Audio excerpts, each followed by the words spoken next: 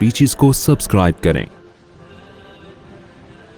الحمد لله نحمده ونستعينه ونستغفره ونؤمن به ونتوكل عليه ونعوذ بالله من شرور أنفسنا ومن سيئات أعمالنا من يهده الله فلا مضل له ومن يضلل فلا هادي له ونشهد أن لا إله إلا الله وحده لا شريك له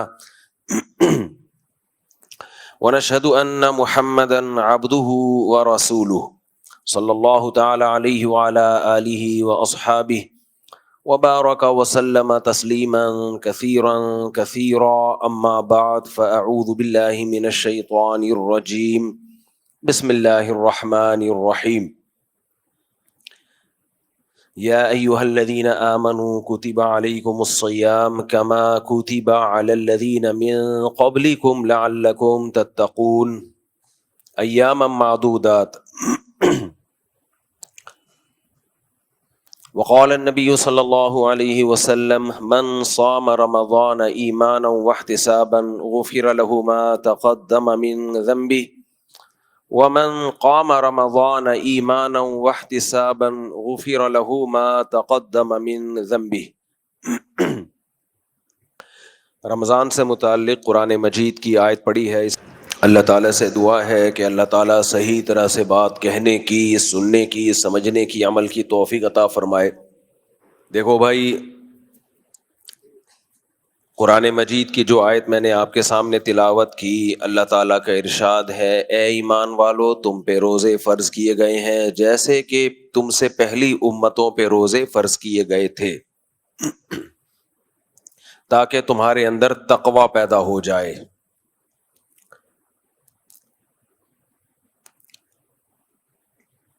روزوں کی حکمت اللہ نے بیان کی ہے تاکہ تقوی پیدا ہو جائے۔ تقوی کسے کہتے ہیں؟ بچنے کو۔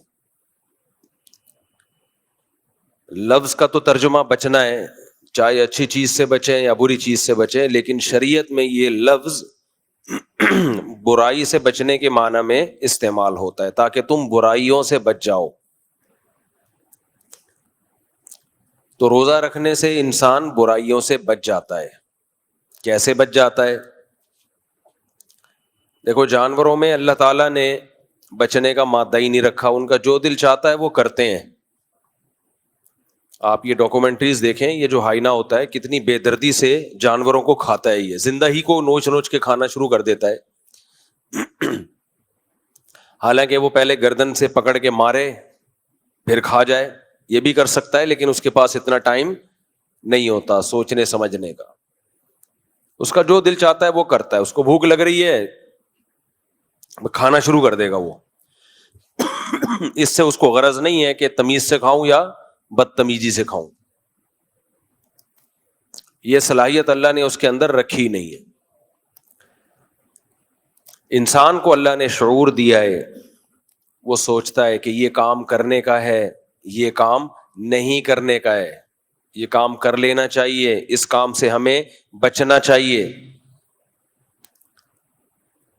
اب اچھا انسان وہ ہوتا ہے جسے اپنی خواہشات پہ کنٹرول ہو۔ سارا مسئلہ ہی یہیں سے ہے بھائی۔ آپ اگر دل کے پیچھے چلتے ہو کہ دل کیا کہہ رہا ہے، تو دل کے پیچھے چلنے والے آخرت بھی برباد کر دیتے ہیں اور دنیا بھی برباد کر دیتے ہیں، جو اپنے دل کے پیچھے چلتے ہیں۔ کیونکہ دل کے بارے میں مشہور ہے کہ دل پاگل ہے۔ دل کے بارے میں کیا مشہور ہے؟ دل پاگل ہے۔ اور یہ غلط مشہور نہیں ہے، بالکل صحیح مشہور ہے۔ بعض چیزیں صحیح ہوتی ہیں اس لیے مشہور ہو جاتی ہیں،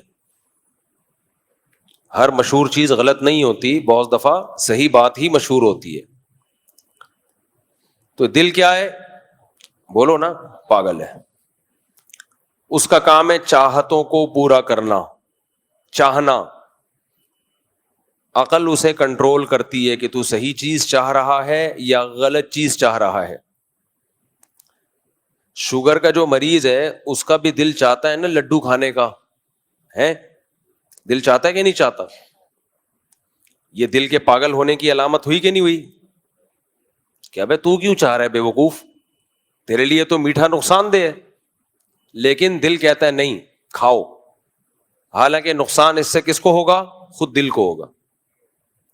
تو اس لیے جو لوگ فیصلے دل سے کرواتے ہیں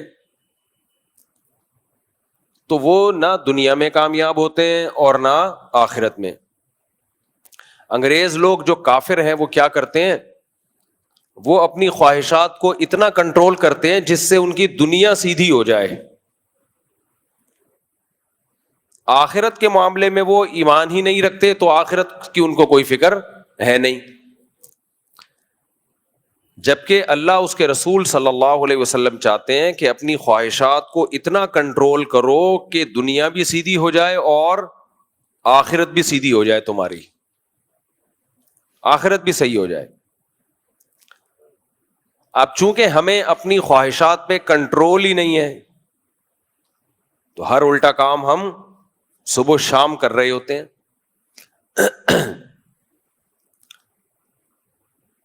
یہ جو غصے میں طلاقیں دیتے ہیں یہ کون لوگ ہیں؟ جنہیں اپنی خواہشات پہ کنٹرول نہیں ہے، غصے پہ کنٹرول نہیں ہے، بس جو دل چاہا کر لیا، بعد میں روتے پیٹتے ہیں، پھر مفتیوں کا دماغ خراب کرتے ہیں آ کے، پھر زندگی بھر روتے ہیں، برباد ہو جاتے ہیں، اپنے آپ کو بھی برباد کرتے ہیں، بیوی کا گھر بھی خراب کرتے ہیں. غصے میں کنٹرول نہیں ہے، گولی مار دی سامنے والے کے، ساری زندگی جیلوں میں سڑ رہے ہیں، کیسز بھگت رہے ہیں. بھائی اس وقت ذرا کنٹرول کر لیتا، نہیں جی کنٹرولنگ پاور بولو ختم. کھائے جا رہے ہیں، کھائے جا رہے ہیں، کھائے جا رہے ہیں، شوگر کے مریض بن گئے، بلڈ پریشر کے مریض بن گئے. اب جو چیزیں کھانے کی تھیں وہ بھی چھوڑنی پڑ رہی ہیں. شروع میں تھوڑی احتیاط کر لیتے، آج بڑی احتیاطوں سے نہ بچنا پڑتا.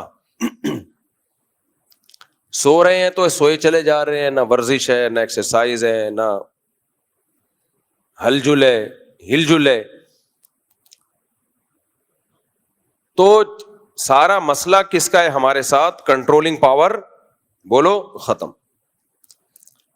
ایک ظلم تو ہم نے اپنی جانوں کے ساتھ یہ کیا ہے، یہ کنٹرولنگ پاور ہماری کیا ہے؟ ختم. دوسرا اس سے بڑا ظلم ہوا ہے. اچھا یہ مذہبی اسکالرز میں بھی ہے یہ چیز، کنٹرول پاور ان کی بھی ختم ہے. جو بات پبلک کو بیان کرنے کی نہیں ہے وہ بیان کی جا رہی ہے کیونکہ آپ کو آتی ہے وہ بات.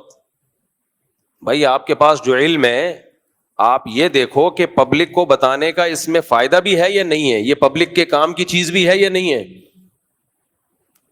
عوام کو کیوں بتا رہے ہو یہ باتیں آپ؟ صرف اس لیے کہ لوگ کہیں گے ماشاءاللہ بہت پہنچے ہوئے ہیں. اس نالج کا پبلک کو کیا فائدہ ہے؟ اس کی ایک مثال دیتا ہوں. مغرب کی نماز میں سنت یہ ہے کہ قصار مفصل میں سے سورتوں کی تلاوت کی جائے، چھوٹی سورتیں. اذا زلزلت الارض زلزالها، القارعۃ ما القارعۃ، الم تر کیف فعل ربک باصحاب الفیل. سنت کیا ہے؟ مغرب کے فرضوں میں ان سورتوں میں سے تلاوت کی جائے. ہمارے مسجد میں دارالافتاء والارشاد میں مفتی رشید احمد صاحب کے دور میں قاری صاحب آئے، وہ مغرب کی نماز میں کبھی سورہ بقرہ سے تلاوت کر رہے ہیں، کبھی سورہ آل عمران سے. تو حضرت نے فرمایا بھائی جو سنت طریقہ ہے اس پر عمل کریں. اب مغرب میں پبلک بھی زیادہ ہوتی ہے، فجر میں پبلک کم ہوتی ہے.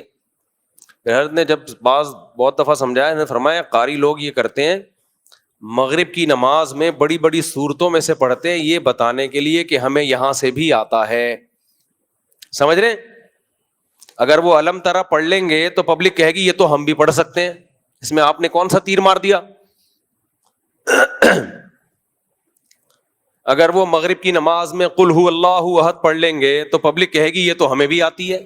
آپ وہاں سے پڑھیں جہاں سے پبلک کو نہیں آتا، تاکہ پبلک کو پتا چلے آپ بہت بڑے قاری ہیں. آپ نے مجھے دیکھا ہے میں مغرب کی نماز میں کیا پڑھتا ہوں رفیع بھائی؟ علم تارا، قل هو اللہ احد. مجھے کتنے سال ہو گئے یہاں؟ 20 سال یہی صورتیں پڑھ رہا ہوں. بہت کبھی ایسا ہوتا ہے کہ بیچ میں سے پڑھ لی، حالانکہ ہم حافظ قرآن ہے الحمدللہ. مغرب میں ہم یہ پڑھ رہے ہوتے ہیں الہاکم التکاثر ویل لکل ہمزۃ لمزہ لإلاف قریش القاریعۃ ما القاریعہ، یہ سے چل رہی ہوتی ہے. بھائی پوری سورت ایک پڑھ لو ایک رکعت میں, دوسری رکعت میں دوسری پوری سورت پڑھ لو. لیکن بعض قاری لوگ کیا کرتے ہیں کہ وہ بیچ بیچ میں سے مغرب سے, تاکہ پبلک کو پتا چلے کہ ہمیں یہاں سے بھی آتا ہے. ٹھیک ہے, پبلک کو پتا چل گیا, لیکن جو سنت تلاوت ہے وہ تو چھوٹ گئی نا. کبھی کبھار ٹھیک ہے, سنت تو ختم ہو گئی نا. فجر میں آپ پڑھیں طوال مفصل میں سے, تو ہر وہ چیز جو آپ کو آتی ہے تو یہ بتانے کی ضرورت نہیں ہے کہ مجھے یہ آتی ہے. یہ سارا مسئلہ یہاں سے خراب ہوا ہے. لوگ مجھے کہتے ہیں نا شادیاں کرتے رہتے ہو بیان میں, مفتی صاحب کے پاس کوئی علمی باتیں نہیں ہوتی, کوئی علمی صلاحیت نہیں ہے. میں عوام کے سامنے وہ بات کرتا ہوں جو عوام کے مینٹل لیول کی ہے, جس کی پبلک کو ضرورت ہے. باقی ہم علمی لحاظ سے کچھ آتا ہے یا نہیں آتا میں دعویٰ نہیں کرتا, لیکن ہمارے وہ لیکچر سنو جو مدرسوں میں ہوتے ہیں. جب مدرسوں میں ہم لیکچر دیتے ہیں, اصول فقہ کی کتابیں یا حدیث کی کتابیں یا تفسیر پڑھاتے ہیں, تو ہمارا اسٹائل کچھ اور ہوتا ہے, وہ یہ والا اسٹائل نہیں ہوتا جو ابھی ہے. سمجھتے ہیں کہ نہیں سمجھتے ہیں؟ اب جو باتیں مدرسوں کے طلبہ کے سامنے آنے کی ہیں وہ میں پبلک کے سامنے لاؤں, اور جو پبلک کے سامنے کی ہیں وہ طلبہ کے, تو یہ سارا کام الٹا ہو جائے گا.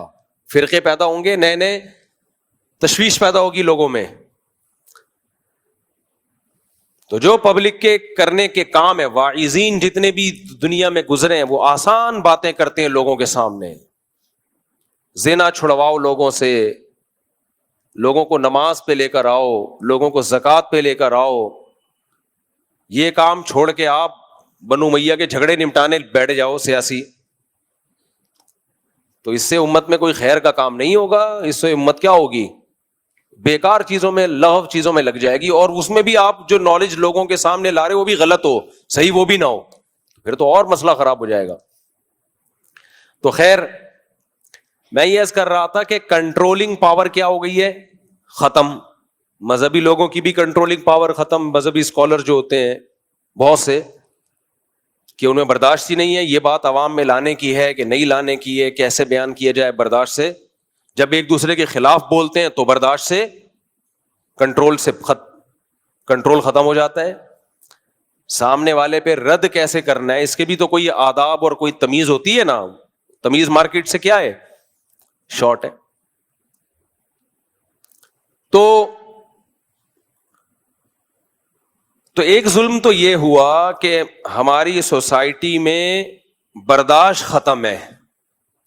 دوسرا ظلم یہ ہوا کہ مذہب میں ان چیزوں کو داخل کیا گیا کہ جن چیزوں سے برداشت اور ختم ہوتی ہے, حالانکہ ان کا مذہب سے تعلق نہیں ہے. سمجھ میں آ رہی ہے بات؟ یعنی گویا کہ جو چیز برداشت پیدا کرنے کا ذریعہ تھی مذہب, اسی مذہب کا ایسا تصور پیش کیا گیا کہ عدم برداشت ایسا لگتا ہے کہ سب سے زیادہ مذہبی لوگوں میں ہے. نہیں آئی بات؟ یعنی مذہبی لوگوں کو دیکھ کے لگتا ہے کہ سب سے کم برداشت ان لوگوں میں ہے. سب سے زیادہ جذباتی لوگوں میں مشہور ہے یہ بات. سب سے زیادہ جذباتی کون ہوتے ہیں؟ مذہبی لوگ. سب سے کم برداشت کس میں ہوتی ہے؟ مذہبی لوگوں میں. سب سے زیادہ بد اخلاق کون ہوتے ہیں؟ مذہبی لوگ. سب سے زیادہ گالیاں کون دیتے ہیں؟ مذہبی. مشہور ہے پبلک میں, یہ مشہور ہے, امیج ایسا کیا ہوا ہے. نہیں آئی میرا خیال ہے بات؟ مارنے دھاڑنے کے سب سے زیادہ فتوے کس کے پاس ہوتے ہیں؟ ابے بولو نا, مذہبی لوگوں کے پاس. مار پیٹ سب سے زیادہ کون کرتے ہیں؟ مذہبی لوگ. میں نہیں کہہ رہا حقیقت ہے یہ, لیکن پبلک کے سامنے جو مذہبی لوگوں کا امیج گیا ہوا ہے, جو تصور گیا ہوا ہے, وہ یہی ہے. سمجھتے ہو کہ چیختے چلاتے سب سے زیادہ کون ہے؟ آپ یونیورسٹیوں میں لیکچرار کے پاس چلے جائیں, تمیز سے لیکچر دے رہا ہوگا, کسی مولوی صاحب کے بیان میں بیٹھ جائیں تو ایسا لگ رہا ہوگا ابھی سر پھاڑ دے گا ہمارا بیٹھ گئی ہے. اتنا چیخے گا, اتنا چلائے گا, کہتے کیا ہو رہا ہے بھائی, یہ بات آرام سے بھی کہی جا سکتی ہے. ایک صاحب ہیں, ایک مولانا صاحب, میرے خلاف فتوے آج کل بہت دے رہے ہیں. وہ اڑا دو, گردن اڑا دو اس کی, مار دو اس کو, گستاخ ہے, اور پتہ نہیں اس طرح کے فتوے نا. تو جب بہت زیادہ ہو گئی تو میں نے کسی کو بھیجا, میں نے کہا جا اس کے بیان میں بیٹھ ریکارڈ کر کے لے آ, اس سے پہلے کہ یہ ہماری گردن اڑائے ہم اس کے خلاف کیس کرتے ہیں. کیونکہ اچھا وہ کام اس کا یہ ہے کہ بنیان سونگتا ہے عورتوں کے. کیا کرتا ہے وہ؟ عورتوں کے بنیان سونگ سونگ کے بتاتا ہے کہ تیری بیوی پہ جن ہے یا نہیں ہے. اب جب سے میں نے یہ کہنا شروع کیا ہے نا, میری گردن اڑے نہ اڑے, اس کی 2 ٹکے کی سوسائٹی میں حیثیت رہی نہیں ہے. کیونکہ ہمارے علماء ایسے لوگوں کے خلاف بولتے ہوئے ڈرتے ہیں کہ شاید کہیں پہنچے ہوئے بزرگ نہ ہو, کہ یہ جن چڑیل بھوت بھگاتے ہیں تو پتہ نہیں ان کا اللہ کے ہاں کیا مقام ہوگا. ہمارے علماء اکثر نیک علماء بھی ڈرتے ہیں ان لوگوں کے خلاف بولتے ہوئے کہ یار ایسا نہ ہو حقیقت میں کہیں پہنچے ہوئے نہ نکلیں کہیں. یہ بھائی بعض ہوتے ہیں نا وہ بہت بڑا مقام ہوتا ہے.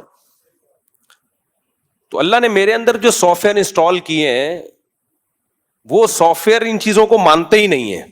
میں کہتا ہوں وہ کمبخت ایک نمبر کا بے غیرت, اور بے غیرت سے بہت کم گالی ہے. یہ ممبر کا احترام ہے کہ میں بہت ہلکا لفظ یوز کر رہا ہوں. ممبر نہ ہوتا تو پھر میں بتاتا ان کو کیا کہا جائے گا.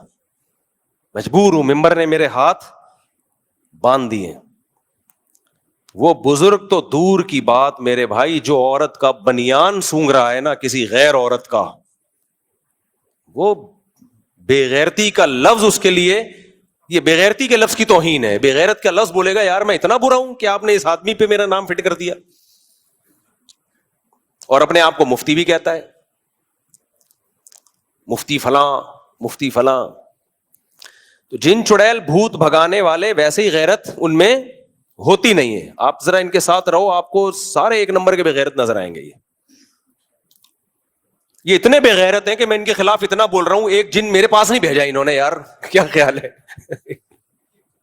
بھیج دو یار 2-4 جن چڑیل بھوت بھیج کے ہمیں بھی کوئی جادو وادو کرو ہمارے اوپر بھی. تو کوئی جادو کرو نا ہمارے اوپر بھی کرو یار. کس نے منع کیا تمہیں؟ رکھو تعویذ. تو یہ ان تلوں میں تیل نہیں ہے, یہ بے غیرت لوگ ہیں. یہ صرف آپ میں اگر کوئی بے غیرت ہو تو اس پہ اثر کریں گے یہ, ٹھیک ہے نا. یہ ان کا اثر ہر ایک میں نہیں ہوتا.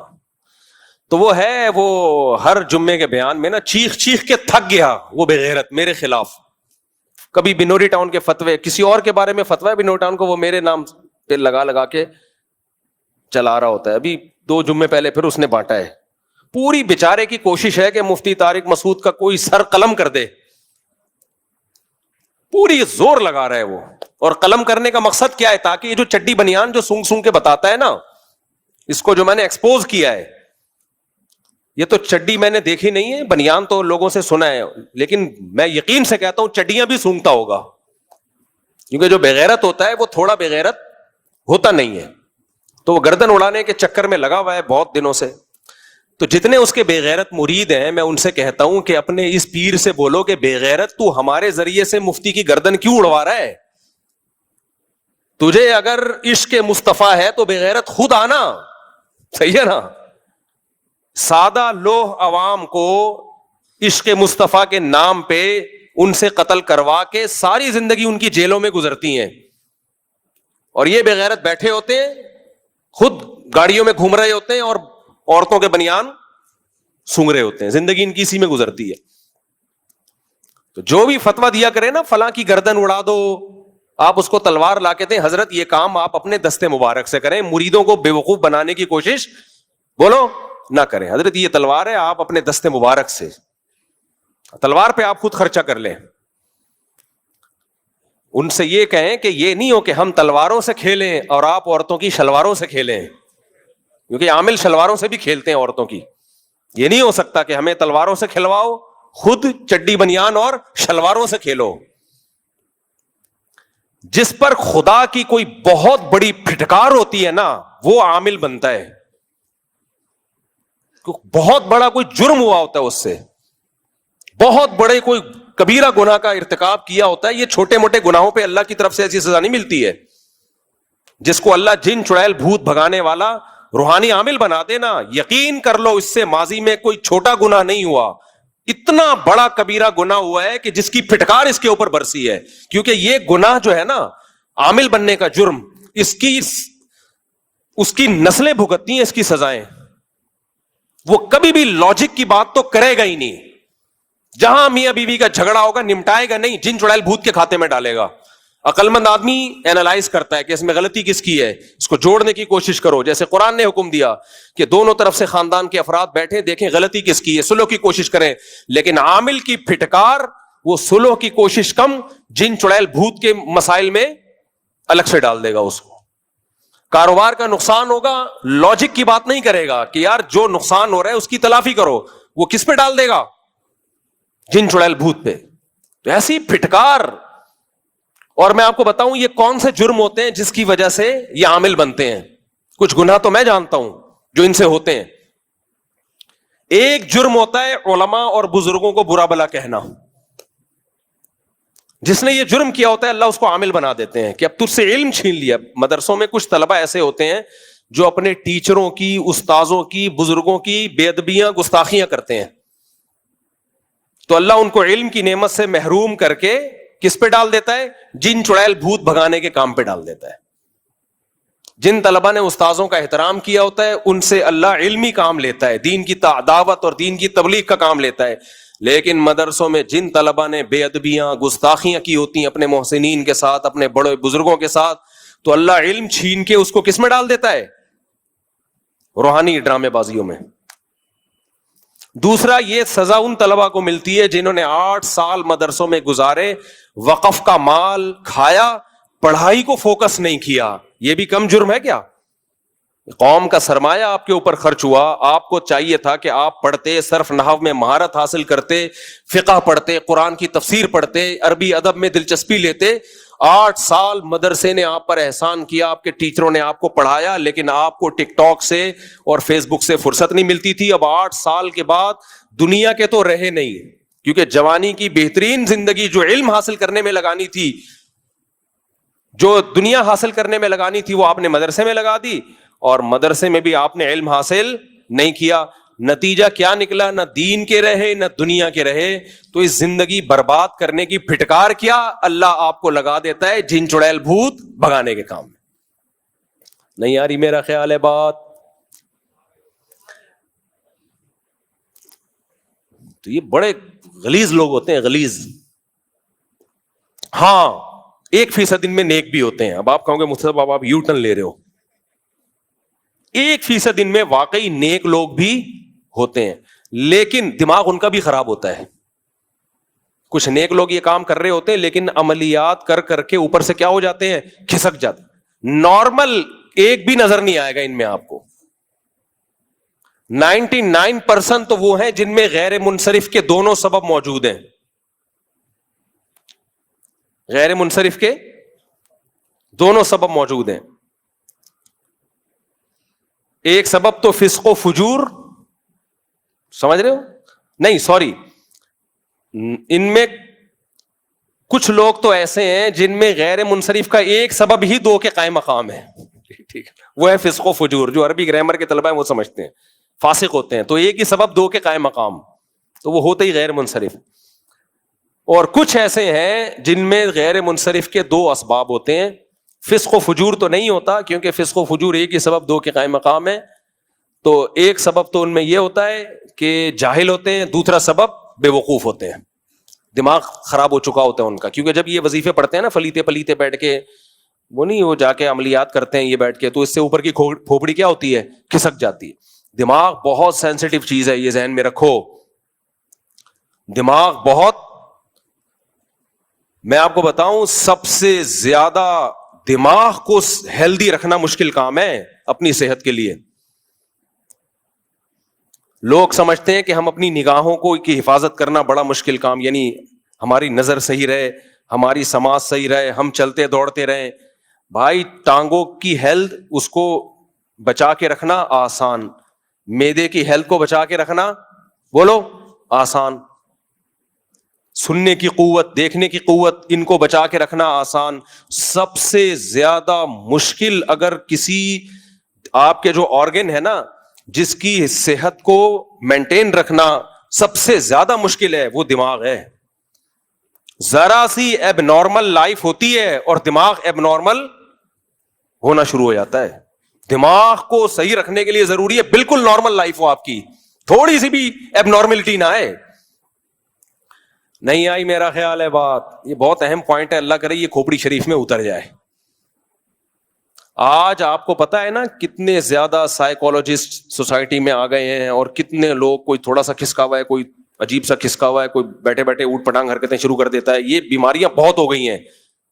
وجہ کیا ہے کہ نیچرل لائف اور نارمل لائف سے انسان ہٹ گیا ہے, دور ہو گیا ہے. تو سب سے مشکل چیز کیا ہے؟ دماغ کو ہیلدی رکھنا. دماغ کو ہیلدی رکھنے کے لیے 2 کام کرنے پڑتے ہیں. دیکھو, جب ہم کمپیوٹر کو یا اپنے موبائل کو صحیح رکھیں تو اس میں 2 چیزیں ہوتی ہیں کمپیوٹر میں, ہارڈ ویئر اور سافٹ ویئر. دونوں کو بچانا ضروری ہے نا. موبائل دھڑام سے نیچے گرا, اسی وقت اسکریچ آ گیا, 2 ٹکے کی ویلیو نہیں رہتی موبائل کی. آپ کے کیا خیال ہے بھائی؟ رہتی ہے ویلیو اس کی. تو دماغ کی ہیلتھ ایک ہارڈ ویئر ہے. بائک سے گرے بغیر ہیلمٹ کے, ہل گیا. میں نے دیکھا ایک صاحب بائک سے گرے بغیر ہیلمٹ کے, میں جا کے اٹھا رہا ہوں تو ہنس رہے ہیں کہہ کے, مار مار کے. میں نے کہا ہارڈ ویئر میں کیا ہو گیا ہے, ایشو ہو گیا. ہارڈ ویئر کیا ہو گیا بھائی؟ گڑبڑ ہو گئی. ہارڈ ویئر میموری لاس ہو گئی. ہارڈ ویئر کے لیے ضروری ہے کہ آپ پروٹین والی چیزیں کھائیں, نیند آپ کی پراپر ہو, یہ سب چیزیں ہیں نا. ایک ہے نیند کا تعلق سافٹ ویئر سے, ہارڈ ویئر سے نہیں. بادام کھائیں آپ, انڈے منڈے پھوڑ دیا کریں, زیادہ مت کھایا کریں, کم کھایا کریں. رمضان میں آدمی کا دماغ زیادہ اچھا ہوتا ہے, بلاکیج نہ ہو جائے کہیں بلڈ پریشر کی وجہ سے, برگ نہ پھٹ جائے. یہ سب, ان سب چیزوں کا تعلق کس سے ہے؟ ہارڈ ویئر سے. اس کو ہیلدی رکھنا آسان ہے, اس کو ہیلدی رکھنا آسان. جیسے کمپیوٹر کے ہارڈ ویئر کو ہیلدی رکھنا بہت آسان ہوتا ہے. موبائل کو گرنے سے بچاؤ بھائی, کور چڑھا دو, اگر گر بھی گیا تو بچ جائے گا. جیسے ہیلمٹ پہن لو, آپ گر بھی گئے تو دماغ کے ٹوٹنے کا چانس کم ہوتا ہے, کھوپڑی کے پھٹنے کا چانس کم ہوتا ہے. اللہ نے اتنی بڑا ناریل لگا دیا ہمارے سر پہ, جوڑ دیا کھوپڑی کی حفاظت کے لیے. لیکن جو دماغ کے اندر سافٹ ویئر ہے نا, اس میں وائرس بہت آتے ہیں, تو اس میں اینٹی وائرس بار بار چلانا پڑتا ہے. عاملوں کے وائرس بھرے ہوئے ہوتے ہیں کھوپڑی میں, کیونکہ یہ اینٹی وائرس نہیں چلاتے, بلکہ یہ باقاعدہ عملیات کر کر کے وائرس لاتے ہیں اپنے دماغ میں. تو جیسے کمپیوٹر میں کہ سافٹ ویئر میں وائرس بہت آتے ہیں, ان وائرس سے اپنے آپ کو بچانا بہت مشکل کام ہے.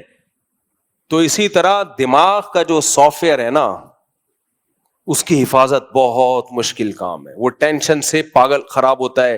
ایب نارملٹی والا کوئی بھی کام آپ دیکھو, اکثر دماغی بیماریاں بچپن میں پیدا ہوتی ہیں جو بڑے ہو کے ظاہر ہوتی ہیں.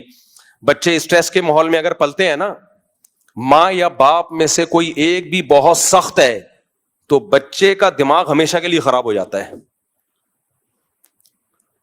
اسکولوں کی جو ٹینشن ہے نا بچوں میں, ہر وقت امتحان امتحان امتحان, آگے بڑھنے کا شوق ہی ختم, بس نمبر لینے کا شوق ہوتا ہے.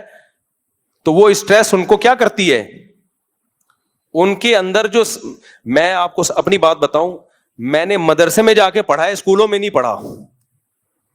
اسکول میں ہمیں یہ ہوتا تھا کہ امتحان میں نمبر اچھے لینے, رٹا لگاتے تھے ہم, کیونکہ ہم دیکھتے تھے جس بچے کے اسکول میں نمبر اچھے آئیں اس کی عزت ہوتی ہے, جس کے نمبر اچھے نہ آئیں اس کی بے عزتی ہوتی ہے. تو ہمیں اس سے کوئی سروکار نہیں ہوتا تھا کہ جو فزکس کیمسٹری ہم پڑھ رہے ہیں اس میں ہمیں کتنی مہارت ہو رہی ہے. میں تو پھر بھی اپنے طور پر کوئی دلچسپی لیتا تھا, جیسے فزکس کے اصول جب ہم پڑھتے تھے تو میں اپنی پریکٹیکل لائف میں اس کو اپلائی کرتا تھا. لیکن ہمارے کلاس فیلو بولتے تھے, بھائی جتنا ٹائم اس کو سیکھنے میں لگا رہے ہو 6 سوال اور رٹا لگا کے یاد کر لیتے, ان سب چیزوں کا آپ کو امتحان میں کوئی فائدہ نہیں ہوگا. تو اس سے آدمی کی جو مینٹل گروتھ ہے وہ بڑھتی ہے یا کم ہوتی ہے؟ کم ہوتی ہے. سائنسدان وائنسدان ٹائپ کی چیزیں پیدا نہیں ہوتی پھر اس سے. جب ہم مدرسے میں گئے تو اللہ کا بڑا فضل ہوا مدرسے میں جب میرے شروع کے جو 2 سال تھے نا, اس میں وہ روایتی طریقہ نہیں تھا ہمارے مدرسے میں جو عام طور پہ مدرسوں میں ہوتا ہے.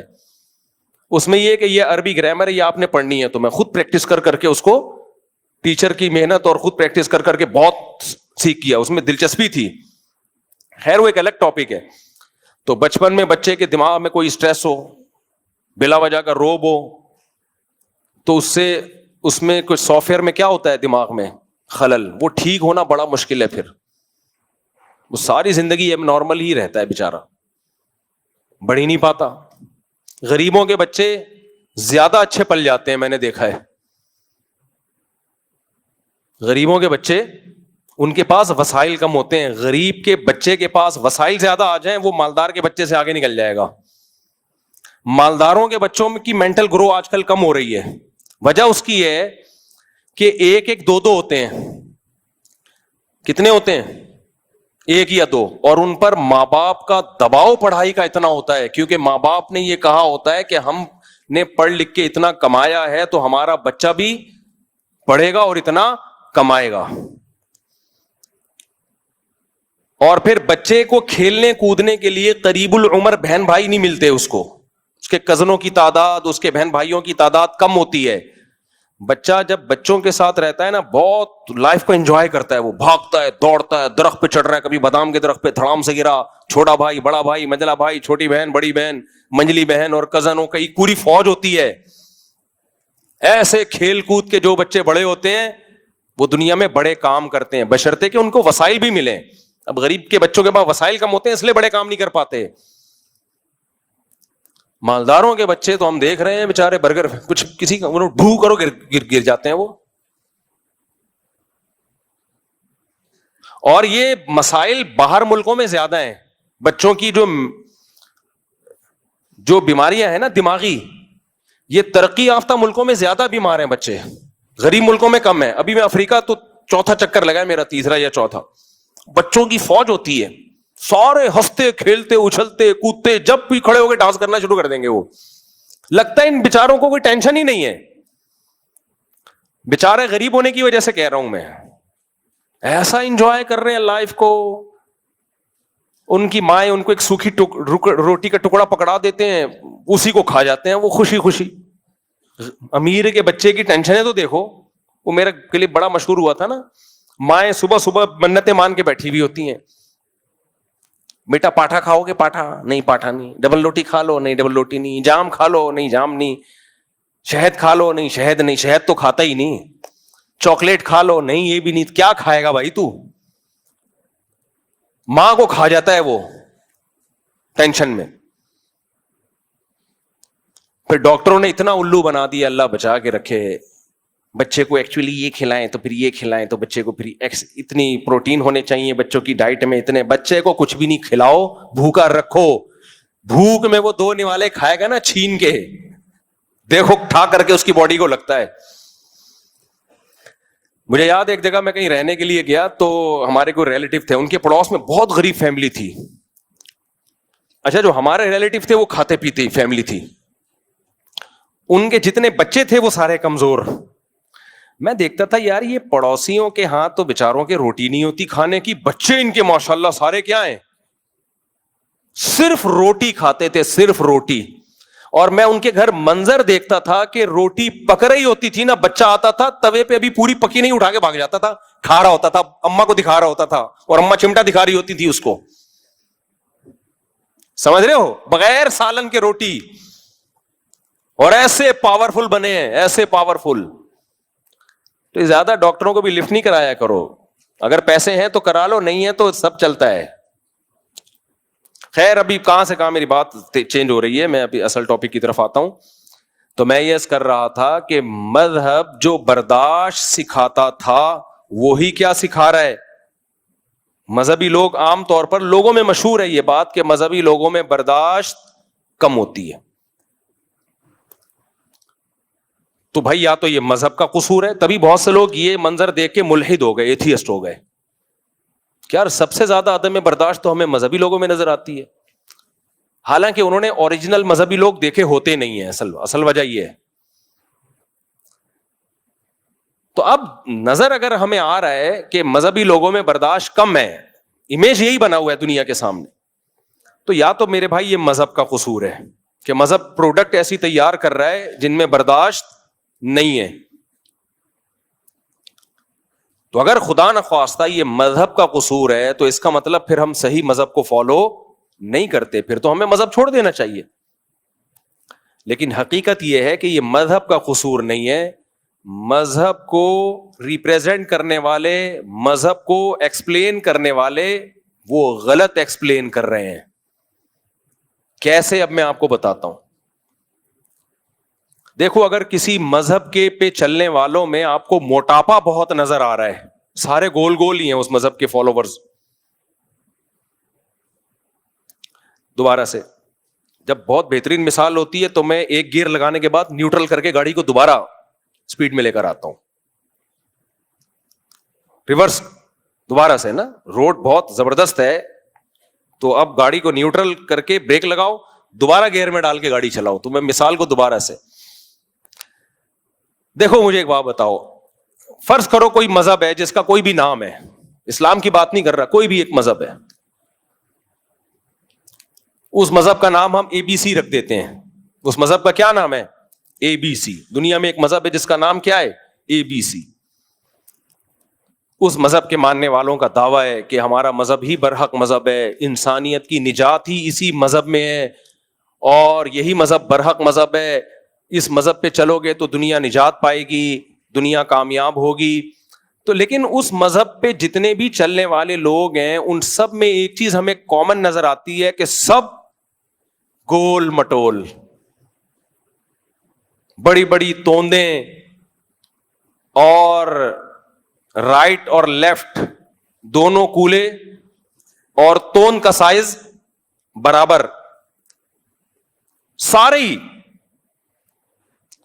سب گول گول موٹے موٹے, 150-200 کلو سے کسی کا وزن کم نہیں, 2-4 ہوتے 5-6 ہوتے, ہم کہتے ہیں یار یہ تو قدرت کی طرف سے ہو جاتا ہے نا. بھائی بہت لوگ ایسے ہم نے دیکھے ہیں جو بہت تھوڑا کھاتے ہیں لیکن وزن ان کا بہت زیادہ ہے, یہ اسٹرکچر ہی ان کا قدرت کی طرف سے. صحابہ میں بھی ایسے تھے, تابعین میں بھی ایسے تھے, بڑے بڑے بزرگوں میں آج بھی ہم نے دیکھا ہے. حضرت حاجی عبد الوہاب صاحب تبلیغ جماعت کے امیر تھے, میرا خیال ہے 24 گھنٹے میں ایک ٹائم 4 نوالے کھاتے ہوں گے وہ, لیکن جسم بھاری تھا. یہ تو قدرت کی طرف سے, چند لوگ تو ہو سکتے ہیں, لیکن اس مذہب کے جتنے ماننے والے ہیں سارے کیا ہیں؟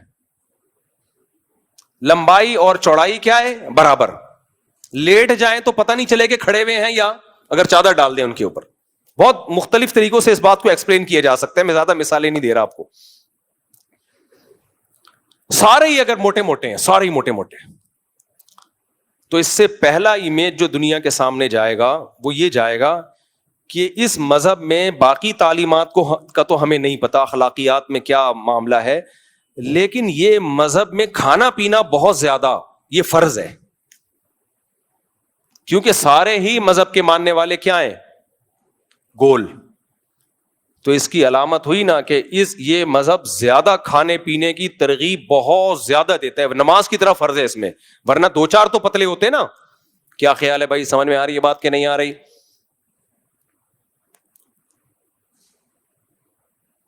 یہ ایمیج جائے گا کہ نہیں جائے گا؟ اب مسئلہ کیا ہو گیا ہے, آپ سمجھ گئے ہوں گے میں کیا کہنا چاہ رہا ہوں. ہمارے یہاں بھی ایسا ہی ہے, بہت سے مذہبی لوگ جب آپ ان کے فرقے یا ان کی جماعت کو جوائن کریں تو آپ کو باریک لوگ مارکیٹ سے شارٹ نظر آئیں گے, اور اگر کوئی دبلا نظر بھی آئے گا تو وہ ایسا ہی ہے جیسے بعض کم کھانے والے موٹے ہوتے ہیں, بعض بہت کھانے والے بھی اتفاق سے کیا ہوتے ہیں؟ پتلے ہوتے ہیں. وہ اتفاق سے قدرت نے ایک معجزہ دکھایا ہے کہ 6 دیگے کھا جاتا ہے, لیکن پھر بھی کیا ہے, میں نے ایسے لوگ بھی دیکھے ہیں باریک باریک, صبح و شام کھاتے رہتے ہیں پھر بھی باریک ہوتے ہیں.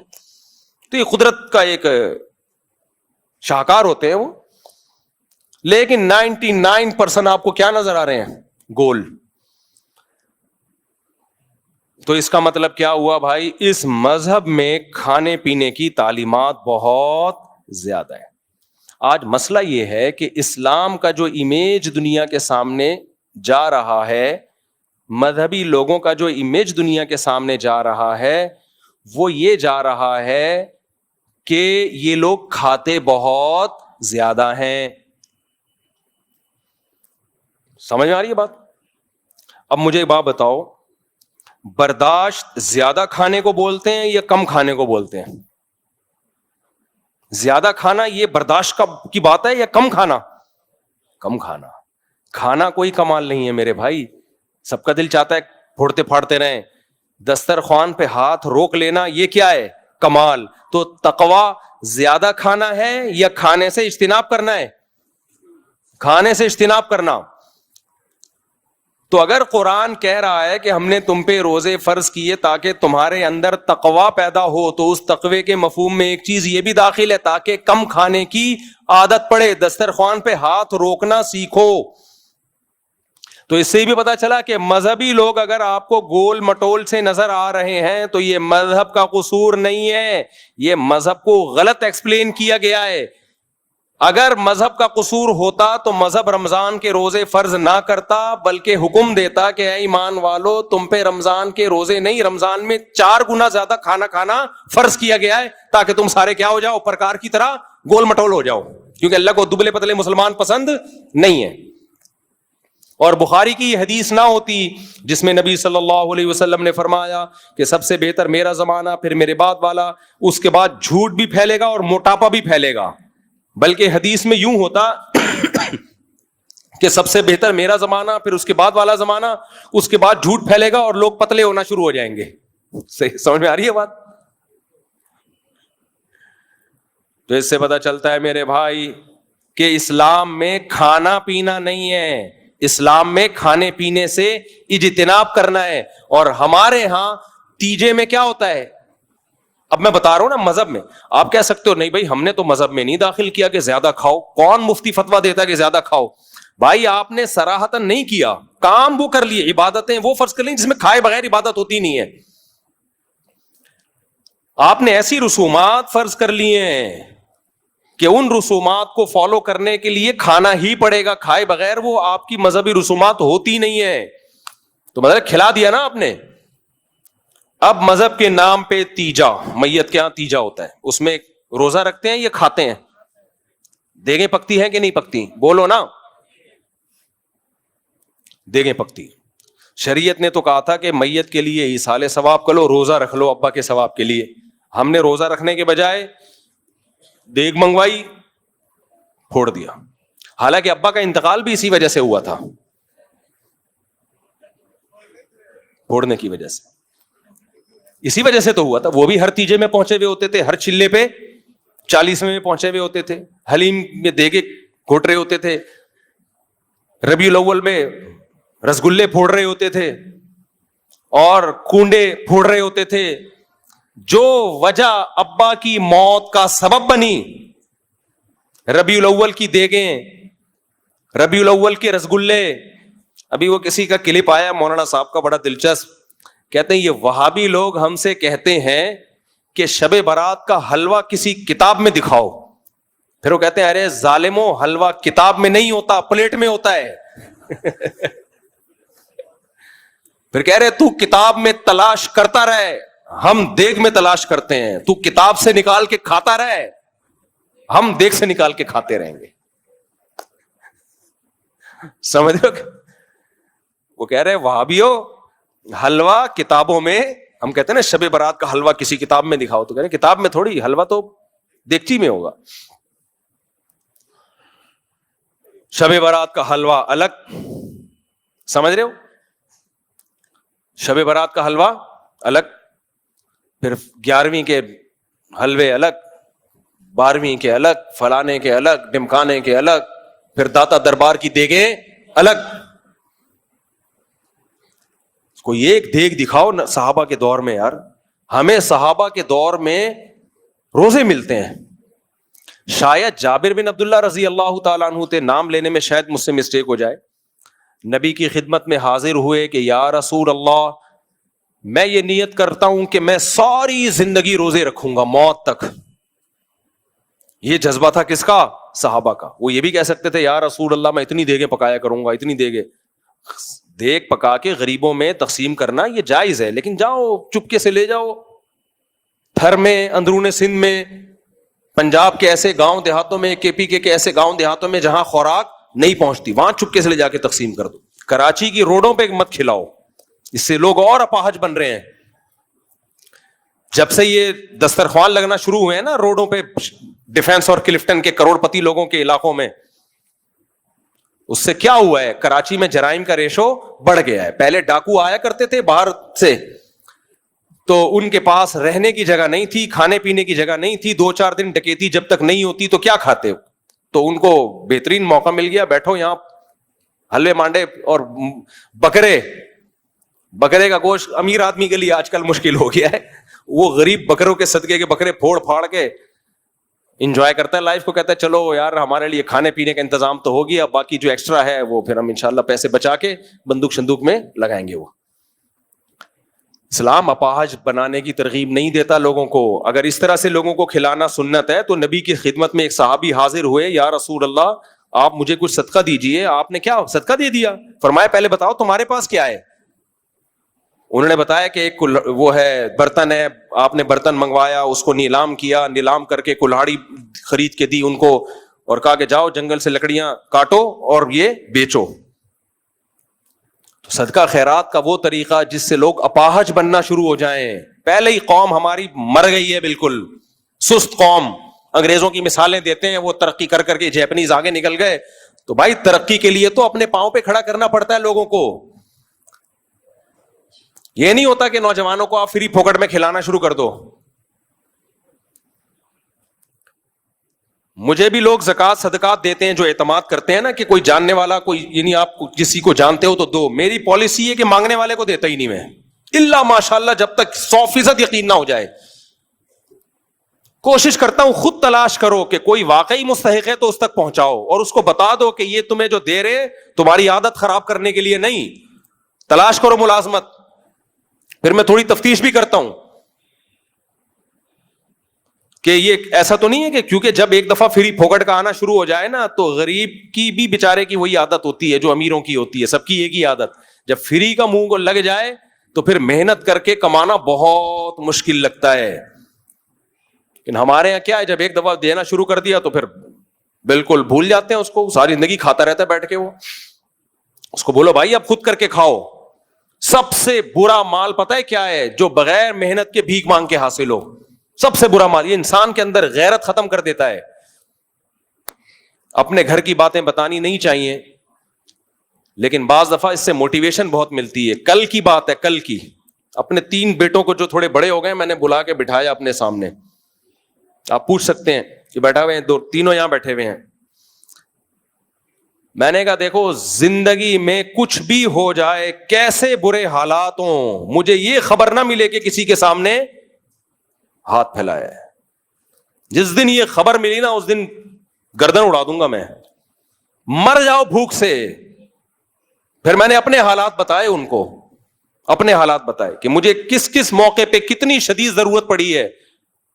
اللہ نے مجھے بچایا کہ نہ مر جاؤں گا بھائی, ہاتھ نہیں پھیلانا.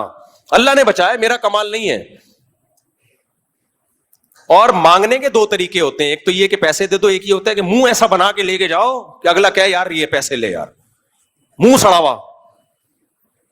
منہ ہمیشہ اچھا رکھو بھائی, اللہ کا دیا بہت کچھ ہے اور ہے بھی بہت کچھ. ہم تو کہتے ہیں نا حالات خراب. خراب کہاں ہے حالات؟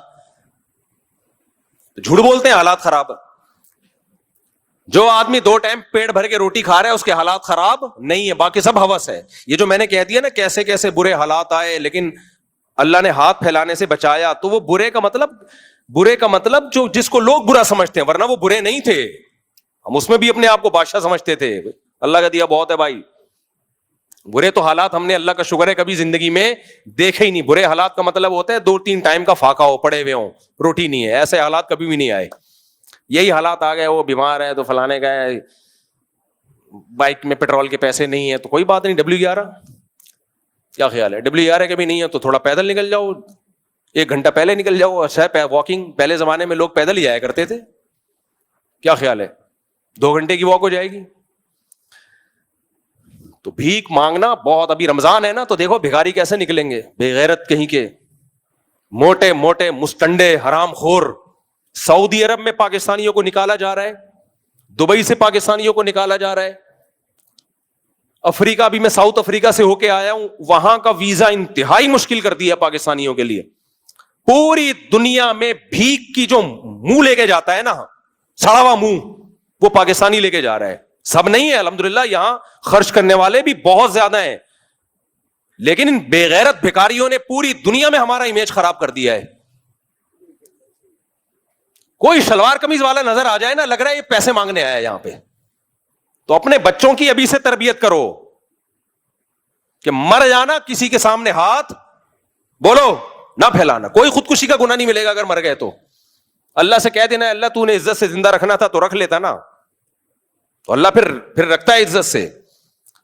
ہمارے ایک استاد تھے, ان کے پاس ایک شخص آیا, کہنے لگا میں آپ کو اپنے خرچے پہ حج کرانا چاہتا ہوں. انہوں نے کہا نہیں, وہ میرے پاس تو پیسے ہیں حج کے, لیکن میں اس دفعہ میرا ارادہ نہیں ہے. ہم نے کہا آپ کے پاس تو پیسے نہیں. انہوں نے کہا بھائی میں کسی کے خرچے پہ حج پہ نہیں جانا چاہتا. صحیح ہے نا. انہوں نے کہا یا تو اتنا بے تکلف دوست ہو نا جس سے بہت فری ہو انسان. ایک اجنبی آدمی کا میں اتنا بڑا احسان لوں جس سے سلام دعا نہیں ہے, دوستی یاری نہیں ہے, کتنا بڑا احسان لوں کہ اتنے لاکھ روپے مجھ پہ حج پہ خرچ کرے, اور میں پھر جب بھی اس سے ملوں تو نظریں نیچی رکھوں کہ اس نے مجھے حج کرایا تھا. انہوں نے کہا نہیں. تو ہم نے کہا آپ پہ تو پھر فرض حج کیسے کرو گے؟ انہوں نے کہا ہم اللہ سے کہہ دیں گے اے اللہ تو نے اپنے گھر بلانا تھا تو ہمارے خرچے پہ بلا لیتا نا. صحیح ہے نا, دوسروں کے خرچے پہ کیوں بلا رہا ہے؟ ہاں, جس سے انسان کی بے تکلفی ہو نا وہ ایک الگ بات ہے. بے تکلفی ہو, دوستی یاری ہو, وہ ایک الگ بات ہے. جب بے تکلفی نہیں ہے, جان پہچان نہیں ہے, آپ کو جو ہم اپنے خرچے پہ حج کراتے ہیں بھائی ہم آپ کو جانتے نہیں ہیں, یہ تھوڑی کہ جو بھی پیسے دے آپ نے جیب میں رکھ کے نکل لیے. تو جس سے بے تکلفی ہوتی ہے, بھیک کا مطلب کیا ہوتا ہے؟ بھیک کا مطلب یہ ہوتا ہے جب آپ اس سے پیسے لے رہے ہو تو آپ کو تھوڑا سا احساس ہوتا ہے کہ اگلے کا احسان لے رہا ہوں میں. اٹ از کالڈ بھیک. ہدیے میں یہ نہیں ہوتا, ہدیے میں یہ نہیں ہوتا. ہدیے میں الٹا ہوتا ہے. جب کوئی گفٹ دے رہا ہوتا ہے تو لینے والے کا احسان ہوتا ہے کہ آپ ہمیں گفٹ دے رہے ہیں, آپ نے ایکسپٹ کر لیا, آپ کے بڑا شکریہ. مجھے کتنی آفریں حجوں کی آئی ہیں, عمروں کی آئی ہیں, میں نے زندگی میں صرف 2 حج کیے ہیں. آپ کا کیا خیال ہے مجھے ہر سال آفر نہیں آتی ہوگی؟ نہیں آئی میرا خیال ہے بات. میں مشہور تو 2014 سے ہوں اور بہت سارے لوگوں سے تعلقات تو 2006 سے ہیں. تو میں ہر سال حج پہ جا سکتا ہوں دوسروں کے خرچوں پہ, لیکن میں نے زندگی میں صرف کتنے حج کیے ہیں؟ 2 حج کیے ہیں. اور حالانکہ آفر ہر سال کی ہے. پہلا حج میں نے کیا وہ تو جامع رشید نے کرایا, اور وہ بڑے مخلص لوگ تھے. اس وقت تو میری جیب میں دیلا نہیں ہوتا تھا, تو ہمارے بڑے تھے, ان سے تو خدمت لینا, یہ تو بڑے ماں باپ کا تو احسان نہیں ہوتا نا. ماں باپ تو جو کر رہے ہیں وہ تو احسان تو ہے, لیکن یہ کہ وہ احسان لینا تو فخر کی چیز ہے نا. دوسرا حج جو میں نے کیا تو بیچ میں بہت لوگوں کی آفریں آئیں حج کے لیے. ایک چیز تو یہ تھی بھائی میں آپ کو جانتا نہیں ہوں, بے تکلفی نہیں ہے, میں کیوں آپ کا احسان لوں. دوسری چیز یہ کمرشلائز یوز. حج کی جو بڑی بڑی ایجنسیاں ہیں وہ مشہور لوگوں کو لے کے جاتی ہیں کہ آپ کو ہم فری میں لے کے جائیں گے, لیکن آپ نے ہمیں پروموٹ کرنا ہے. جانے والے جاتے ہیں, مجھے ان پہ کوئی اعتراض نہیں ہے. میں نے کہا بھائی میں کمرشل یوز نہیں ہوگا. بھائی یہ کوئی ناجائز ہے؟ بھائی ناجائز نہیں ہے, یہ علماء کے وقار کے خلاف ہے کہ اللہ کا رسول کا نام دنیا میں بیان کر کے آپ نے اپنے آپ کو مشہور کیا, اب آپ اس شہرت کا منجن بیچنا شروع کر دیں. سمجھ رہے ہو کہ نہیں سمجھ رہے؟ جو لوگ مجھے ہوٹلوں کے افتتاح کے لیے بلاتے ہیں سب فری پھوکٹ کے ہوتے ہیں, ورنہ مشہور آدمی کہیں ریبن کاٹنے جائے نا تو کئی لاکھ روپے اس کا ہدیہ ہوتا ہے. سمجھ رہے ہو؟ اور اگر مجھے کوئی کہہ دینا کہ آپ ہمارے ہوٹل کا افتتاح کرنے کے لیے آئے 25 لاکھ روپے آپ کو ملیں گے, اس کا مطلب قیامت تک کے لیے اس نے افتتاح کرنے پر پابندی لگا دی. اب میں نہیں کہوں گا, اس لیے کہ ہمارے حضرت فرمایا کرتے تھے کہ پیسہ کمانے کا ناجائز طریقہ بھی اختیار نہ کرو, نامناسب طریقہ بھی اختیار نہ کرو. یہ ناجائز تو نہیں ہے لیکن نامناسب ہے، علماء کے وقار کے خلاف ہے یہ کہ آپ کسی کے جنرل اسٹور پہ جا رہے ہیں، وہاں سے 2 کھجوریں کھا رہے ہیں. وہ جدہ میں ہمارے ایک دوست ہیں، ان کا بہت زبردست جنرل اسٹور ہے، بڑے کروڑ پتی آدمی ہیں وہ. تو انہوں نے بتایا کہ بالی ووڈ کے ایکٹر آتے ہیں ہمارے یہاں، 1 کھجور کھانے کے اتنے لاکھ روپے لیتے ہیں. سمجھ رہے ہو؟ بالی ووڈ کے ایکٹر آئیں گے، مشہور ہماری شاپ میں آئیں گے، ڈبے سے 1 کھجور نکالیں گے، کھائیں گے اور ویڈیو بنائیں گے. ہم اس 1 کھجور کے ہم انہیں لاکھوں روپے دیتے ہیں. میں نے کہا یہ تو بڑا نقصان ہے. کہتے ہیں نقصان نہیں ہے، وہ لاکھوں ہمیں ریٹرن ہوتے ہیں کروڑوں کی شکل میں. کھجور ہماری ہی بکتی ہے. پھر سمجھتے ہو گے نہیں سمجھتے؟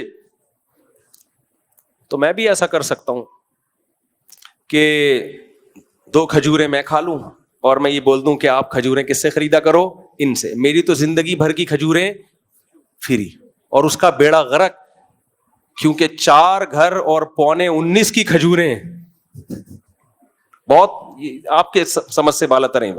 اب بچے ہو آپ، سوری میں معذرت چاہتا ہوں، میں نے آپ لوگوں سے ایسی باتیں کی جو آپ کے مینٹل لیول سے، اب 1 2 بچوں کے ساتھ یہ باتیں سمجھ میں نہیں آئیں گی. 1 بیوی 2 بچوں کے ساتھ یہ باتیں، ایک بیان صرف بالغوں کے لیے رکھوں گا میں. اصل میں بہت آگے چلا جاتا ہوں میں آپ کے مینٹل لیول سے. جب زیادہ آگے کی باتیں ہوتی ہیں نا تو پھر سمجھ سے بالا تر ہو جاتی ہے. 19.25 کا مطلب یہ سمجھیں گے ہی نہیں. ایک جگہ میں نے کہیں بیان میں کہا 19.25، تو نیچے کسی نے کمنٹ میں تھوڑے دن پہلے تو 16.5 تھے. کچھ تھوڑے دن پہلے تو 16.5 تھے، یہ 2-3 سال میں 19.25 کیسے ہو گئے؟ تو وہی بات ہے، نابالغ لوگوں کی سمجھ میں یہ باتیں 1 بیوی 1 2 نہیں آئیں گے سمجھ میں. جب زیادہ بیویاں ہوں تو پھر بولیں گے 16.5 سے 3 سال میں صرف 19.25. پھر یہ جس دن یہ ذہن بن گیا نا، میں سمجھوں گا آپ کی سمجھ میں میرا بیان آنے لگا ہے. جس دن یہ ذہن بن گیا کہ یار چند سال پہلے 16.5 اور 3-4 سال کے بعد صرف 19.25، تو یہ جب یہ سوچ بن گئی آپ کی، تو میں بولوں گا اب الحمدللہ آپ جو میں ذہن بنانا چاہتا ہوں وہ ذہن الحمدللہ بن گیا ہے. لیکن ابھی بھی زیادہ تر لوگوں کی سمجھ میں نہیں آ رہا ہے کہ کیا کہ خیر چھوڑو، نہیں آئے سمجھ میں، قیامت کے دن سمجھ میں آ جائے گا انشاءاللہ. اچھا ہم جلدی سے بات کو سمیٹ کے ختم کرتے ہیں.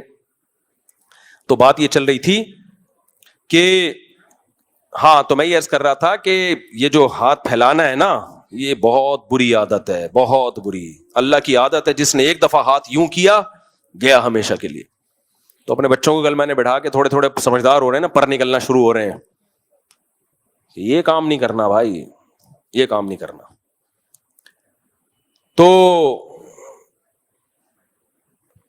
تو برداشت، ہاں میں عرض کر رہا تھا کہ اگر کسی مذہب کے ماننے والوں میں برداشت نہیں ہے،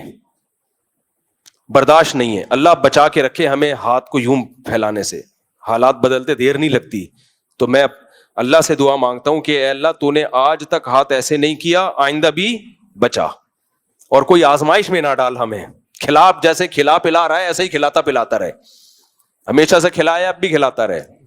ایسے حالات ہی نہ مانگا کرو اللہ تعالیٰ سے کہ لوگوں کے سامنے ہاتھ پھیلانے پڑے. تو میں یہ بتا رہا تھا کہ پوری دنیا میں پاکستانیوں کو بین کیا جا رہا ہے. وجہ کیا ہے؟ بھیک مانگ مانگ کے نا. ایک عربی کا واقعہ نہیں، ایک بیٹھا ہوا تھا پاکستانی حرم میں، تو ایک عربی نے آ کے نا اس کو نوٹوں کی گڈی تھمائی. تو وہ پاکستانی غیرت مند تھا، اس نے بولا بھائی میں کیوں مجھے پیسے دے رہا ہے؟ بے غیرت ہوتا تو رکھ کے نکل لیتا. چھوڑو یار کیا کرنا ہے. تو غیرت مند پاکستانی تھا، اس نے عربی کو بولا بھائی کیوں دے رہے ہو مجھے؟ اس عربی نے بولا زکات. تو اس نے بولا میں زکات کا مستحق نہیں ہوں. پاکستانیوں میں جو سخی لوگ ہیں، بڑے خاندانی، مسجد نبوی میں آپ رمضان میں دسترخوان دیکھو، نام بھی پتہ نہیں ہوتا، بس اتنا پتا ہوتا ہے کسی پاکستانی کا دسترخوان ہے یہ. تو ایسے غیرت مند بنو بھائی، تمہاری ملک کا نام دنیا میں روشن ہوگا. تو وہ کیا ہے کہ اس پاکستانی کو آگے دیے تو پاکستانی نے واپس کر دیے. ریال کی گڈی ویسے بھی بڑی زبردست گڈی ہوتی ہے، تو واپس کر دی. اس عربی نے بولا زکات رکھو. اس نے بولا بھائی میں غریب نہیں ہوں. اس نے کہا کہ نہیں رکھو. بولا بھائی میں غریب نہیں ہوں، میں زکات کیوں لوں یار؟ تیری زکات ادا نہیں ہوگی. اس نے کہا نہیں رکھو رکھو, زکات ہے زکات ہے. شلوار قمیض سے اس عربی نے پہچانا کہ یہ پاکستانی ہے. تو جو دیکھنے والا اس واقعے کو تھا اس نے مجھے بتایا کہ جب پاکستانی نے بار بار کہا نا کہ میں غریب نہیں ہوں تو مجھے کیوں دے رہا ہے, تو اس عربی نے بولا کلو پاکستانی غریب مسکین. غریب کو مسکین کہتے ہیں عربی میں. کلو پاکستانی مسکین. تیرے غریب ہونے کے لیے اتنا کافی ہے کہ تو پاکستانی ہے, رکھ. تو یہ پاکستانیوں کا دنیا میں ایک تصور ہے, اور یہ الحمدللہ کچھ ہمارے حکمرانوں نے بنایا, کھا کھا کے ملک کو الحمدللہ کنگال کر دیا. اور کچھ ہمارے پاکستانی بھائی ہیں جو دنیا میں جہاں بھی, مذہبی لوگوں میں تو بہت ہے, میں نے تو امریکہ کینیڈا کے واقعات بتائے آپ کو, اپنے میرے ساتھ جو کچھ ہوا ہے, پتہ ہی نہیں چلتا یہ کمبخت بلا کیوں رہا ہے.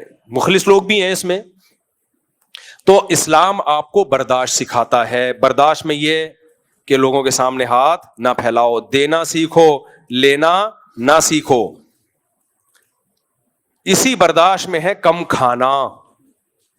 جبکہ ہم نے مذہب کو تبدیل کر دیا, مذہبی لوگ آپ کو لڈو کھانے والے, حلوے مانڈے کھانے والے, رسگلے کھانے والے اتنے ملیں گے کہ اب اگر کوئی مولوی بیچارہ میٹھا نہیں کھاتا لوگ حیران ہوتے ہیں, یار آپ کیسے مولانا صاحب ہو, آپ رسگلہ نہیں کھا رہے. لوگ حیران ہوتے ہیں, بھائی یہ مولانا صاحب ہیں یہ میٹھا ہی نہیں کھا رہے, یہ مولانا صاحب ہیں یہ بکرا نہیں کھا رہے. تو یہ عجیب سا ہو گیا ہے. تو یہ ان لوگوں کا قصور ہے جنہوں نے مذہب کو غلط رخ بنا کے پیش کیا ہے. تو اللہ تعالی ہمیں انسان کا بچہ بنانے کے لیے کہ تمہاری کنٹرولنگ پاور بڑھے, تمہیں اپنے آپ پہ کنٹرول کرنا آئے, تو رمضان میں ایک پریکٹس کرائی جاتی ہے کہ کمبختو کچھ کھانے پہ ہاتھ روکنا سیکھو.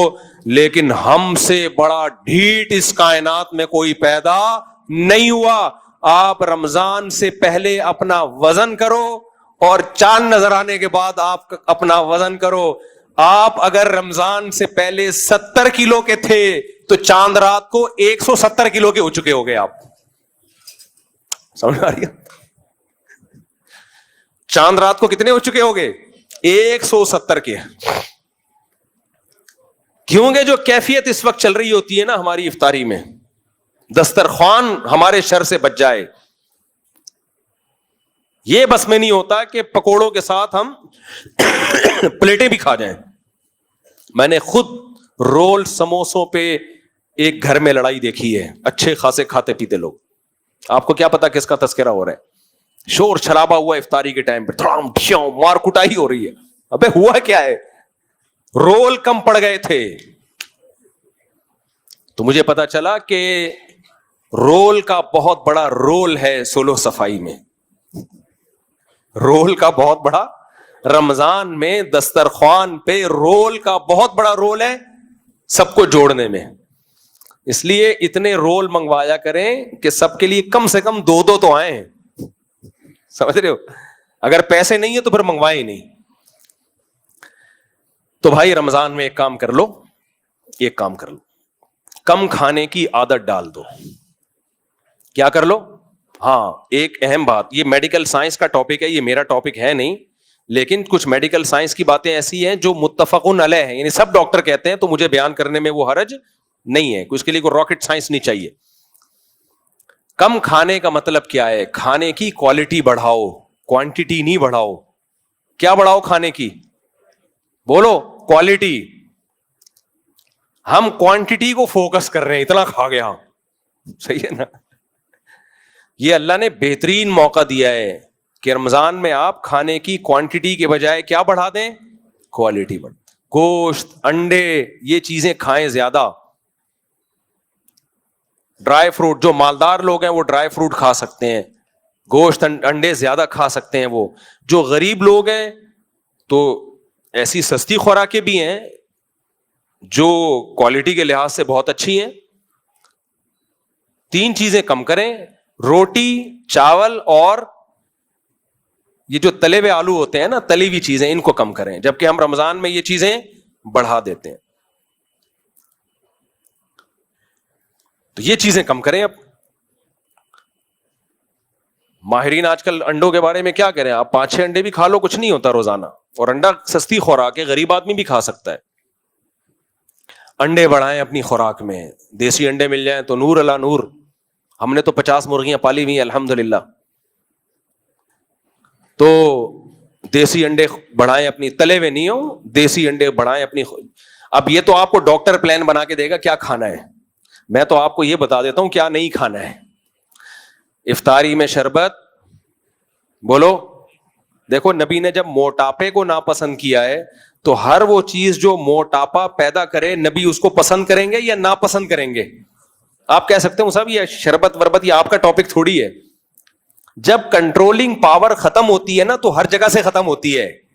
جو پھوڑتا پھاڑتا ہے نا زیادہ, وہ ہر چیز میں آگے ہوگا, وہ بد نظری میں بھی آگے ہوگا, وہ نشے میں بھی آگے ہوگا.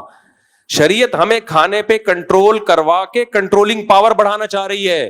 تو اس سے پتہ چلتا ہے جس نے دسترخوان پہ کنٹرول کر لیا تو جب کوئی غیر محرم عورت گزرے گی نظر پہ بھی وہ کنٹرول کر سکے گا, نیند چھوڑ کے فجر کی نماز پڑھ سکے گا. وہ ہر چیز میں کنٹرول, جو کھانے پہ کنٹرول کر لیتے ہیں نا تو ہر برائی سے بچنا ان کے کنٹرول میں ہوتا ہے. اور جس کم بخت کا دسترخوان پہ کنٹرول نہیں ہے تو کوئی بھی گناہ دیکھ کے بھی اس کو کنٹرول نہیں ہوتا, پھر وہ بھاگتا ہے اس گناہ کے پیچھے. تو اپنی صحت کا بھی خیال کرو میرے بھائی. اس رمضان میں اللہ نے بہترین موقع دیا ہے کہ انسان کے بچے بن جاؤ. بھینس لوگ, ہم لوگ بھینس نہیں ہیں, ہم لوگ کیا ہیں؟ ایک واقعہ سنا کے بیان ختم کرتا ہوں. دیکھو ڈاکٹر لوگ بولتے ہیں, ڈاکٹر لوگ کیا بولتے ہیں, تجربے سے ثابت ہے یہ چیز, پیکنگ کی ہر چیز کو گھر سے نکال دو. کوئی بھی چیز جو کمپنی بنا کے دے رہی ہے کتنی اچھی ہو, کتنے اس کے خوبصورت اس پہ لیبل ہو, وائٹامن سی کے آ رہے ہیں نا ڈبے. ایک ڈاکٹر سے میں نے پوچھا, اس نے بولا اس میں وائٹامن سی کے علاوہ سب کچھ ہے, اس میں صرف سی ہے, یہ والا سی ہے لکھا ہوا. پتہ نہیں کس کس پروسیس سے گزارا جا رہا ہے ان کو. تو جس چیز پہ انسانی ہاتھ نے تصرف کر لیا نا اس سے اپنے آپ کو بچاؤ. ڈبے کی کوئی چیز نہیں کھاؤ, جتنی اچھی کمپنی ہو. ڈبے کی طرف وہ جائے میرے بھائی جو جس کو صحت کا بیڑا غرق کرنے کا. لوگ میں نے دیکھا ہے وہ جہاز میں جب میرے بہت سفر ہوتے ہیں تو وہ لوگ نا ایئر ہوسٹس سے مانگتے ہیں وائٹامن سی, وہ جو ہے نا جوس سنترے کا وائٹامن سی ہے اس میں, وہ لے آؤ. اس میں وائٹامن سی نہیں ہوتا. ٹھیک ہے, اسے جس پروسیس سے گزارا جاتا ہے, وائٹامن سی اتنی نازک, نرم و نازک چیز ہے کہ وہی ہے کہ وہ ایک کانچ کے جیسے برتن ہوتے ہیں نا, ایک بورے میں لے کے ایک صاحب کانچ کے برتن لے کے جا رہے تھے تو ایک صاحب کو عادت تھی ہر چیز کو ٹھوکر مار کے پوچھتا کہ یہ کیا ہے. تو اس بیچارے نے بورا نیچے رکھا, سیٹھ صاحب نے ٹھوکر مارا کہ اس میں کیا ہے, اس نے کہا ہے نہیں تھا, کانچ کے برتن ہے اب ٹھوکر لگایا تو تھا نا, اب تھوڑی ہے.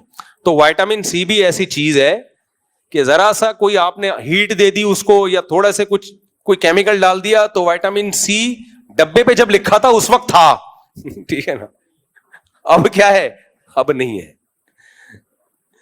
تو وہ مجھے ہنسی آ رہی ہوتی ہے, وائٹامن سی سمجھ کے پی رہا ہے اس کو نا, پیسے بھی خرچ کر رہا ہے, تو گلا اس سے فوراً بیٹھ جاتا ہے, ایسیڈیٹی فوراً شروع. میرے تو گلا بہت سینسیٹیو ہے, میں نے جب کوئی پیکنگ کی چیز ڈبے کی چیز خرید کے پیے یا فوراً گلا بیٹھا ہے, فوراً پیٹ میں محسوس ہوا ہے کہ تیزابیت بڑھ گئی ہے.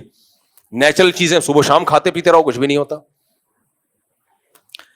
یہ آپ دیکھ لو, یہ جو سیب کا مربع ہے نا بازار سے خرید کے کھاؤ, آپ ایک سیب کھاؤ گے آپ کو جلن شروع ہو جائے گی. کل کوئی جاننے والے قبلہ حکیم تھے, انہوں نے میرے لیے سیب کا مربع بھیجا, بڑا 3 سیب کھا گیا میں ایک ہی ٹائم. اللہ بچائے, کم کھانے کی باتیں کر رہا ہوں کچھ ایسا زبردست ہضم ہوئے کیونکہ وہ ایک قابل اعتماد آدمی نے خود بنایا اپنے ہاتھوں سے. تو کمپنی تو اس کو سیو کرنے کے لیے پتہ نہیں کیا کیا ڈال رہی ہے. تو ڈبے کی چیزوں سے اپنے آپ کو اور اپنے بچوں کو بولو بچاؤ. چینی بھی ڈبے کی چیز ہی ہے, سمجھ رہے ہو, چینی بھی کوئی کھانے والی چیز نہیں ہے. شہد کی عادت ڈالو میرے بھائی, شہد کے پیسے نہیں ہیں, گڑ کھا لو, گڑ. اور گڑ بھی آج کل کیمیکل والا آ رہا ہے, اس کو بھی جب تک جا کے گنا لے کے خود پکا کے نہیں بناؤ نا یقین نہیں آتا, یا کوئی بہت زیادہ قابل اعتماد ہو. خیر یہ ایک الگ ٹاپک ہے. تو جو چیزیں ہم کھا رہے ہیں وہ صحت کو نقصان پہنچا رہی ہیں. اپنی خوراک کو ٹھیک کرنے کی ضرورت ہے. جب آپ کا کنٹرول ہوگا تو خواہشات میں ہر جگہ آپ کا کنٹرول ہو جائے گا. بس آخری واقعہ سنا کے بیان ختم کرتا ہوں. شاید حضرت مولانا قاسم نانوتوی رحمۃ اللہ علیہ کا واقعہ ہے. یہ میں آپ کو بتا رہا ہوں کہ اسلام کیا چاہتا ہے آپ سے. اسلام کیا چاہتا ہے, اسلام کا مزاج کیا ہے. مولانا قاسم نانوتوی کا کسی ہندو پنڈت سے مقابلہ ہوا, مناظرہ. تو اس ہندو پنڈت نے کہا کہ دیکھو اسلام سچا دین ہے, یہ ہندو مذہب سچا دین ہے. اس کا ایسے پتا چل جائے گا کہ یہ ایک دیگ رکھی ہوئی ہے نا کھانے کی, میں پوری دیگ کھا لوں گا اور نہیں مروں گا. آپ بھی ایسی ایک دیگ کھا کے بتاؤ. بھائی انسان کے بس میں ہے دیگ کھانا, لیکن وہ ہندو پنڈت نے اس لیے کہا کہ میں پوری دیگ کھا جاؤں گا کہ بس یہ ایک معجزہ ہوگا, یہ اس کی علامت ہوگی کہ پوری دیگ میں نے کھا لی اور پیٹ میں اسپیس اتنی سی ہے, پھر بھی وہ دیگ مختلف کھانچوں میں پہنچ گئی اور میں نہیں مرا. اس کا مطلب بھگوان کس کے ساتھ ہے؟ میرے ساتھ. کہ اتنا بڑا میں نے کارنامہ سر انجام دیا, پوری دیگ کھا گیا اور پھر بھی نہیں مرا. تو یہ معجزہ ہوگا, یہ چمتکار ہوگی, اور یہ اس کی علامت ہوگی کہ یہ بھگوان کس کے ساتھ ہے؟ بولو, میرے ساتھ. اور آپ دیکھ کھاؤ, میں گارنٹی سے کہتا ہوں آپ مر جاؤ گے. یہ اس کی علامت ہوگی کہ بھگوان آپ کا ساتھ نہیں دے رہا. اب مولانا قاسم نانوتوی تھے غالباً, یا کوئی اور بزرگ تھے میرا خیال ہے, نام ذہن سے کسی نے نیٹ پہ لکھ کے بتایا بھی تھا, پھر میں بھول گیا. اب وہ بیٹھ گئے بیچارے سر جھکا کے نا, لوگوں نے تالیاں بجانا شروع کر دی. یہ تو ہار گئے بھائی, ان کے بس کا نہیں ہے. اس کا مطلب بھگوان کس کے ساتھ ہے؟ ان کے ساتھ ہے. ان کے بس میں نہیں ہے بھائی, یہ نہیں. کافی دیر سوچ بچار کے نا انہوں نے سر اٹھا کے کہا کہ دیکھو بھائی, ایکچولی بات اصل میں یہ ہے کہ دیگیں کھانا انسانوں کا کام نہیں ہے, بھینسوں کا کام ہے. بھینس کو جب ہم چارہ ڈال کے دیتے ہیں تو پلیٹ میں دیتے ہیں یا اتنے بڑے دیگڑے میں دیتے ہیں؟ کبھی آپ نے دیکھا 3 لڈو بھینس کے سامنے آپ نے, بھینس بولے گی میرے ساتھ کیا مذاق کر رہا ہے بھائی تو. تو یہ جو اتنی بڑی بڑی دیگیں کھانا, یہ بھینسوں کا کام ہے, یہ انسانوں کا کام نہیں ہے. انسان میں اللہ نے خواہشات کو کنٹرول کرنے کی طاقت رکھی ہے. میں 1 ہفتہ کھائے پیے بغیر رہ کے دکھاتا ہوں, تو بھی 1 ہفتہ رہ کے دکھا. سمجھ میں آ رہی ہے بات؟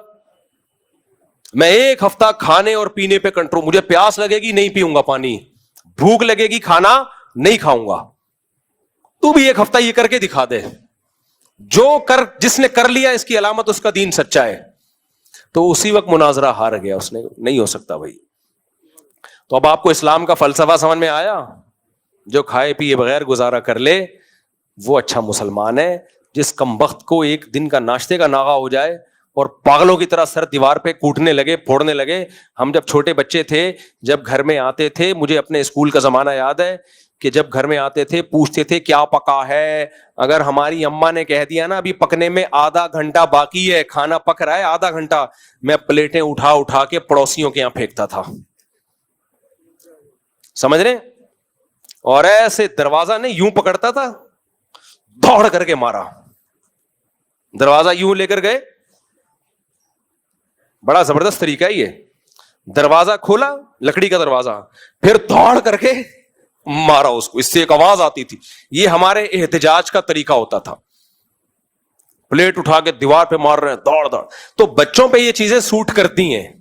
بچپنا تھا نا, کیا خیال ہے؟ بچے اس طرح کی ضد کریں, کھانا نہیں ملا جوتے اٹھا کے مار رہے ہیں. وہ الگ بات ہے کہ پھر ہر ایکشن کا ری ایکشن ہوتا ہے. میں نے یہ تو بتایا کہ میں کیا کرتا تھا, آگے میں یہ نہیں بتا رہا کہ میرے ساتھ میری اماں کیا کرتی تھی. پھر یہ تھوڑی بتا رہا ہوں میں. ہم تو جو پلیٹ نے دھاڑ کری وہ غصہ آ رہا ہے. تو بچپن میں تو ٹھیک ہے, کیا خیال ہے؟ بچپن میں ٹھیک ہے. یہ بچے تو ہوتے ہی بھائی, ان کو چیز نہ, لیکن جب انسان بڑا ہو جاتا ہے تو پھر اس کی کنٹرولنگ پاور بولو بڑھنی چاہیے. اس کھانا مل گیا ٹھیک ہے, نہیں ملا بھوکا رہو, کوئی مسئلہ نہیں ہے. ہمارے نبی صلی اللہ علیہ وسلم گھر آتے, آپ نے کیا فرمایا کہ میں نے اللہ سے دعا مانگی کہ اللہ ایک وقت کھلا ایک وقت بھوکا رکھ مجھے, تاکہ جب کھاؤں تو شکر ادا کروں, نہ ملے تو کیا کروں, صبر کروں, صبر کا ثواب حاصل کروں. ہم تو اللہ سے دعا مانگتے ہیں اللہ تیرے نبی کا حوصلہ تو بہت بلند تھا, ہمیں صبر والی زندگی نہیں, ہمیں تو خوشیوں والی زندگی چاہیے. ہمارا تو حوصلہ صبر کا نہیں ہے. میں بھی بیان کر رہا ہوں, لیکن ہو سکتا ہے مجھے ایک وقت کا کھانا نہ ملے, تو ہو سکتا ہے یہ سارے بیان میرے دھرے کے دھرے وہیں رہ جائیں اور میں دوبارہ وہی ایکشن شروع کر دوں, پلیٹیں اٹھا کے مارنا. تو لیکن اللہ سے ہمیں شکر مانگنا چاہیے. اگر کوئی آزمائش آ جائے تو بریکیں فیل نہیں ہونی چاہیے. مرے گا نہیں, بغیر کھائے اتنی جلدی مرتا نہیں ہے. کھا کے مرنا آسان ہے, بھوکا رہ کے مرنا بہت مشکل کام ہے, بہت مشکل. اللہ ہمیں سمجھنے کی عمل کی توفیق عطا فرمائے. اچھا بھائی, کسی کو پیشاب کے قطروں کی بیماری لیکن بہت کم درجے کی, یعنی پیشاب کرنے کے 5 یا 10 منٹ کے بعد ایک قطرہ آتا ہو, تو کیا ایسا شخص امامت کرا سکتا ہے؟ نہیں کرا سکتا جب تک پاکی حاصل نہیں کرے گا. تو ایسے شخص کو چاہیے کہ وضو کرنے سے آدھا گھنٹہ پہلے پیشاب کر لے, تاکہ جتنے قطرے آنے وہ آدھا گھنٹے تک نکل جائیں. اس کے بعد وضو کرنے سے پہلے کیا کرے وہ, اگر وہ قطرے زیادہ نکلیں تو وہ جگہ دھو لے. ایک آدھ قطرہ نکلا ہو تو جگہ دھونا بھی ضروری نہیں ہے. اور زیادہ قطرے نکل گئے تو دھوئے کیسے, اندازے سے دھو لے کہ بھئی یہاں ہو سکتا ہے یہاں لگاؤ, تو اتنا حصہ پانی میں دھو لے بس ہلکا سا. تو اندازے سے بھی دھو لے گا کافی ہے, اس میں وہم بھی بننے کی ضرورت نہیں ہے کہ پتہ نہیں یہاں لگاؤ, ہو سکتا ہے یہاں لگاؤ. تو اس میں طہارت کے مسائل میں شریعت نے آسانیاں دی ہیں. اچھا, آئی لو یو شبیر ناز, وعلیکم لو یو. مفتی صاحب ہم روڈ پہ جا رہے ہیں, راستے میں قبرستان ہے, تو کیا ہم جاتے ہوئے قبروں پہ لکھے نام پڑھ سکتے ہیں؟ کیا ثواب ملے گا نام پڑھ کے؟ پڑھ سکتے ہیں, اس میں کیا مسئلہ ہے, لیکن اس کا فائدہ کیا ہے؟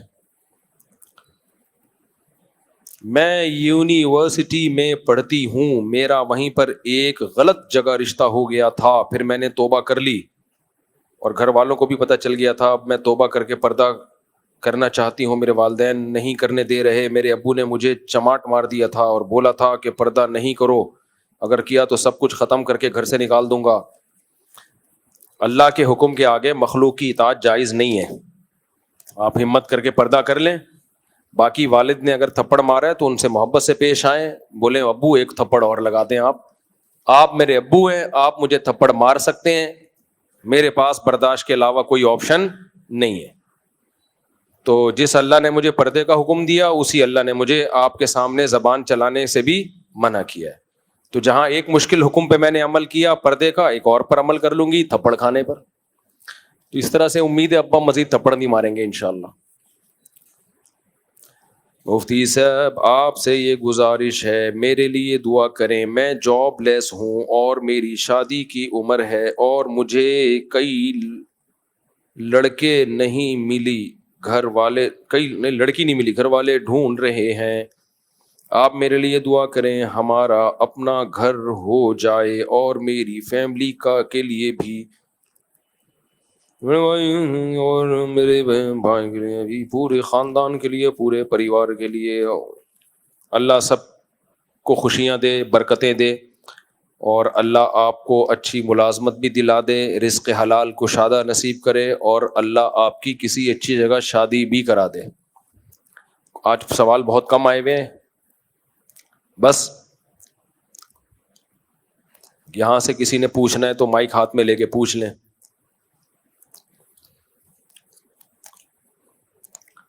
مفتی صاحب آپ سے ملاقات کرنی ہے ہم.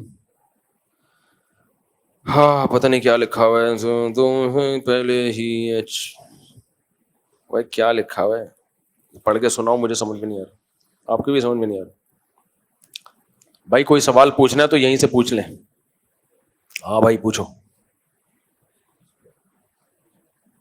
وہ بھائی آ رہے ہیں, سوال پوچھنے آ رہے ہیں, آجو آجو.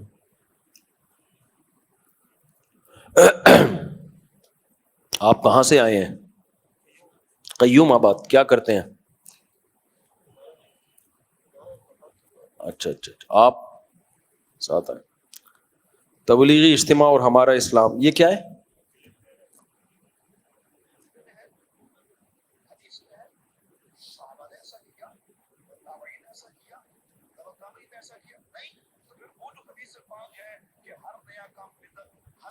یہ پرانا اشکال ہے. یہ تبلیغ والوں پہ اعتراض کرتے ہیں کہ تبلیغ میں جو اجتماع ہوتے ہیں کیا صحابہ نے کیے, کیا قرآن میں ہے, کیا حدیث میں ہے. تو اگر یہ تبلیغی اجتماع بدعت نہیں ہے تو پھر ہمارے بھی جتنے ہم کام کر رہے ہیں وہ بھی بدعت نہیں ہے. السلام علیکم. دیکھو سوری میں یہ بات پہلے مکمل کر لوں. تبلیغ میں جو اجتماع ہوتا ہے وہ مقصد نہیں ہے. دین کی تبلیغ کے لیے کوئی بھی طریقہ کار وضع کیا جا سکتا ہے زمانے کے لحاظ سے.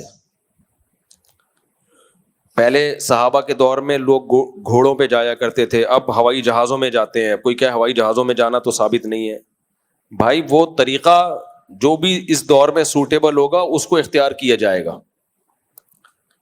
تو اس کا سنت اور بدعت سے تعلق نہیں ہے. تو اصلاح کے لیے کوئی بھی طریقہ ایجاد کیا جا سکتا ہے. بعض اکابر میں معمول یہ تھا کہ آپ سے اچھی خوراک چھڑوا دیا کرتے تھے تاکہ آپ میں برداشت پیدا ہو. اب کوئی کہ یہ کہاں سے ثابت ہے کہ کھانا پینا چھڑوا دو. بھائی موٹیویشن کے لیے, پریکٹس کے لیے, انسان کو مشقتوں کا عادی بنانے کے لیے کچھ بھی کروایا جا سکتا ہے اس سے. جبکہ جو بدعتی لوگ جو بدعتیں کر رہے ہوتے ہیں ان کا وہ طریقہ نہیں ہوتا کہ کسی اور چیز تک پہنچنے کا ذریعہ, بلکہ وہ ذریعے ہی کو انہوں نے وضع کیا ہوتا ہے دین میں. اس ذریعے ہی کو وضع کیا ہوا ہوتا ہے انہوں نے دین میں, جس کا نبی صلی اللہ علیہ وسلم سے ہمیں کوئی ثبوت نہیں ملتا. تو کبھی بھی باطل آدمی جب کوئی اعتراض کرے نا تو آپ اس کے اعتراض کا جواب دینے کے بجائے اس پہ الٹا اعتراض کر لیا کرو. آپ کہا کرو کہ اچھا تم جو کچھ کر رہے ہو اگر یہ بدعت نہیں ہے تو پھر بدعت ہے کیا, آپ خود بتا دو ہمیں. پھر بدعت کسے کہتے ہیں؟ کوئی تو کوئی قسم ہوگی نا بدعت کی. حدیث میں جو آتا ہے ہر بدعت گمراہی ہے, تو وہ آپ خود بتا دو وہ کیا ہے, وہ کون سی والی بدعت مراد ہے اس سے. وہ کہے گا زنا کرنا, شراب پینا, تو کہا یہ تو ویسے ہی گناہ ہے نا, یہ بدعت تھوڑی ہے, یہ تو ویسے ہی گناہ ہے. تو آپ خود بتا دو دین میں کیا ایجاد کریں گے تو ہم اسے کہیں گے کہ یہ کیا ہے, یہ بدعت ایجاد ہے. مفتی صاحب آپ سے ایک سوال ہے جس کی وجہ سے دوستوں میں اکثر جھگڑا ہوتے ہوں گے. شیطان کو اللہ نے آگ سے کیوں بنایا جبکہ وہ فرشتوں کا سردار رہا ہے؟ یہ تو کہیں بھی نہیں ہے کہ شیطان فرشتوں کا سردار تھا. یہ اعتراض تو جب بنتا ہے جب یہ اعتراض تو درست ہونا, یعنی یہ بات مان لی جائے. تو کہیں بھی نہیں ہے کہ شیطان فرشتوں کا سردار تھا. شیطان جنات کا سردار تھا, فرشتوں کا سردار نہیں تھا. باقی یہ کہ اللہ نے اسے آگ سے کیوں بنایا, یہ ایسا ہی ہے جیسے کوئی ہم پہ اللہ نے ہمیں مٹی سے کیوں بنایا. کمپنی والوں نے شیمپو کی بوتل پلاسٹک سے کیوں بنائی, کیا خیال ہے بھائی؟ آپ نے یہ پرس چمڑے سے کیوں بنایا, آپ نے اپنا گھر سیمنٹ بجری سے کیوں بنایا. اگر یہ آپ سیمنٹ بجری سے بناتے ہو, امریکہ والے لکڑی سے کیوں بناتے ہیں؟ تو بنانے والے کی مرضی بھائی, جو اس کو جو چیز سوٹیبل لگی اس کے لیے اس نے اس سے بنا دی. تو اللہ میاں نے آگ سے بنا دیا. آگ سے نہیں بناتا تو آپ اس سے پوچھتے کہ اللہ نے پھر جنات کو لوہے سے کیوں بنایا. تو کسی نے کسی چیز سے تو بنانا تھا نا. آگ سے بنانے میں ایک حکمت یہ تاکہ نظر نہ آئے. جنات آگ سے بنے ہوئے ہیں, اسی وجہ سے ہمیں نظر نہیں آتے. شکر کرو نہیں آتے نظر. اگر ہمیں جنات نظر آتے تو ہم پھر کسی کو نظر نہیں آتے, ہم مارکیٹ سے شارٹ. وہ لطیفہ میں سناتا ہوں نا, ایک عمارت کئی 100 سال پرانی تھی, لوگ ڈرتے تھے اس میں جاتے ہوئے کہ اس میں کہیں جنات ہیں. تو کسی نے کہا کہ میں کب ہے کچھ نہیں ہے جنات ونات, میں جاتا ہوں. گیا, دروازہ بجایا, وہ بڑا بہادر تھا, ڈرتا نہیں تھا نا. اندر سے ایک صاحب نکلے, تو اس گیٹ ناک کرنے والے نے کہا کہ میں نے سنا یہاں جنات رہتے ہیں. تو وہ بندہ کہتا ہے میں تو 500 سال سے ہوں, اب تک تو مجھے کوئی جن یہاں نظر نہیں آیا. یہ بے ہوش ہو کے گر گیا. 500 سال سے لہ رہا ہے تو کوئی انسان کا بچہ تو نہیں ہوگا نا. اچھا, یہاں بھی عامل لوگ ایک لمبی پھینکتے ہیں, کیونکہ مشہور یہ ہے کہ جنات کی عمریں بہت لمبی ہوتی ہیں. تو عامل لوگ یہ اکثر و بیشتر کہ فلاں صحابی جن سے ہماری ملاقات ہوئی ہے, یہ دجال ہیں ایک نمبر کے, کذاب. کہتے ہیں ہماری ملاقات ہوئی ہے صحابی جن سے, تو جھوٹ بول رہے ہوتے ہیں. اور پھر دلیل یہ دیتے ہیں کہ دیکھو ہم نے, اس صحابی نے ہمیں یہ بتایا تو ہماری یہ خبر سچی نکلی. تو صحابی تو غیب کا علم نہیں بتاتے کبھی کسی کو. تو یہ پھیکو ہوتے ہیں, بہت بڑے پھیکو ہوتے ہیں. ان سے ڈرو مت, ان کو ڈراؤ, سمجھ رہے ہو, ان کو ڈرایا کرو, ان کو بولا کرو. اب کیسے ڈراؤ یہ میں مائک میں نہیں بتا سکتا, ان کو ڈرایا کرو, بولے دیا گالیاں دیا کرو ان کو موٹی موٹی. اس گالیوں سے یہ ہوتا ہے آپ کے دل سے ان کا تقدس نکلے گا. جب تک یہ تقدس نہیں نکلے گا نا, جن چڑیل بھوت سے تم نکلو گے نہیں باہر. وہ بیان کے دوران وہ واقعہ تو ادھورا ہی رہ گیا تھا نا. میں جب یہ کہہ رہا تھا نا یہ مذہبی لوگ کے بارے میں ہے کہ ان میں برداشت نہیں ہے, لوگوں میں ہم نے مشہور کیا ہوا ہے. تو وہ جو میرے خلاف فتوے دیتا ہے نا عورتوں کا بنیان سونگھنے والا, تو میں نے کچھ لڑکوں کو بھیجا کہ یار جا کے اس کی ریکارڈنگ کرو, اس کے خلاف ہم FIR کاٹتے ہیں, لوگوں کو قتل کی دھمکیاں دے رہے ہیں. تو ہمارے جب لڑکے گئے تو وہ کہہ رہے ہیں اتنا چیخ چیخ کے بیان کر رہا تھا کہ کان پھٹ رہے تھے, کان پھٹ رہے تھے. تو میں نے کہا وہاں محلے والے کیسے سنتے ہیں؟ واقعی محلے والے بھی بیچارے مجبور ہوتے ہیں کہ بھائی آرام سے بات کر لو, چیخنے کی کیا ضرورت. اچھا میرے بھائی مفتی صاحب آپ ایک سوال ہے جس کی وجہ سے دوستوں میں اکثر جھگڑا ہوتا ہے, یہ تو ہو گیا. ہاں ہم ظہر کی 4 رکعت سنت پڑھتے ہیں تو نیت کرتے وقت سنت ہی کہتے ہیں, اور نیت کہتے ہیں نبی کے قول و فعل اور تقریر کو. نیت اس کو تو نہیں کہتے, سنت سوری, تو سنت کی نیت, سنت کہتے ہیں نبی کے قول فعل تقریر کو. تو حضرت میرا سوال یہ ہے کہ آپ صلی اللہ علیہ وسلم خود نیت کرتے وقت کیا فرماتے, کیا کرتے تھے؟ کیا وہ بھی سنت ہی کہتے تھے یا کوئی اور لفظ بولتے تھے؟ یہ جو نیت کے بارے میں ہم لوگوں نے اتنا تکلف کیا ہوا ہے نا, 4 سنت اور 2 سنت 2 نفل, اس تکلف کی بالکل ضرورت نہیں ہے. نیت کا فلسفہ کیا ہے یہ سمجھو. نیت کا فلسفہ کیا ہے؟ نیت کا فلسفہ یہ ہے تمییز العادہ عن العبادہ, پھر تمییز جنس العبادہ عن عبادت آخر. عادت اور عبادت کو ایک دوسرے سے جدا کرنا, یہ فلسفہ نیت کا سمجھ میں آ گیا نا تو مسئلہ حل ہو جائے گا. مثال کے طور پر آدمی بعض دفعہ ویسے بھی قبلے کی طرف رخ کر کے کھڑا ہوتا ہے, بعض دفعہ ویسے بھی ہاتھ باندھ کے کھڑا ہوا ہوتا ہے, تو یہ تو عادتاً ہوتا ہے نا. تو یہ فرق کرنا کہ یہ میں بطور عادت کے نہیں بلکہ نماز کی عبادت کے طور پر میں کھڑا ہوا ہوں, اس کے لیے نیت کرنی پڑے گی کہ یہ نماز والا کھڑا ہونا ہے, یہ ایویں ہی نہیں کھڑا ہوا میں, یہ نیت کے بغیر ممکن نہیں ہے. تو اس لیے اتنی نیت ضروری ہے کہ میں نماز پڑھ رہا ہوں. آئی بات سمجھ میں؟ پھر نمازیں بھی بہت ساری سیم ہوتی ہیں, ایک جیسی ہوتی ہیں. مثال کے طور پر ظہر کی 4 سنت بھی 4 ہیں اور ظہر کے 4 فرض بھی کیا ہیں؟ 4 ہیں. تو اتنی نیت کہ یہ فرض ہیں, فرض کے علاوہ نماز نہیں ہے, تو یہ نیت بھی کیا ہے؟ ضروری, ورنہ اس کے بغیر پتہ کیسے چلے گا کہ آپ نے پڑھا کیا ہے. تو یہ نیت آپ نے کر لی کہ بھائی یہ فرض ہے بس, اب اس میں 4 کی نیت ضروری نہیں ہے. وجہ اس کی یہ کہ اس کے تکلف کی آپ کو ضرورت ہی نہیں ہے, یہ اللہ کی طرف سے 4 ہی ہیں, تو آپ کے نیت کرنے نہ کرنے سے کوئی فرق نہیں پڑتا. اگر آپ نے یہ نیت کی کہ میں ظہر کی نماز پڑھ رہا ہوں 1 رکعت, اللہ اکبر کہہ کے نیت مان لی, تو بھی نماز ہو جائے گی, کیونکہ جہاں شریعت نے خود سے تعیین کر دی ہے تو وہاں آپ کی تعیین باطل ہے. تبھی رمضان میں اگر کوئی نفل روزے کی نیت کرتا ہے تو بھی روزہ ہو جائے گا, سمجھ رہے ہو؟ اس لیے کہ شریعت نے وہ فرض کے لیے بنایا ہے, تو اس میں کسی دوسرے روزے کا احتمال ہی نہیں ہے. تو اب رمضان میں یہ نیت کہ میں رمضان کے روزے کی نیت کر رہا ہوں, یہ تکلف ہے. آپ نفل کی نیت کرو, آپ جو مرضی نیت کرو, رمضان کا روزہ ہی ہوگا.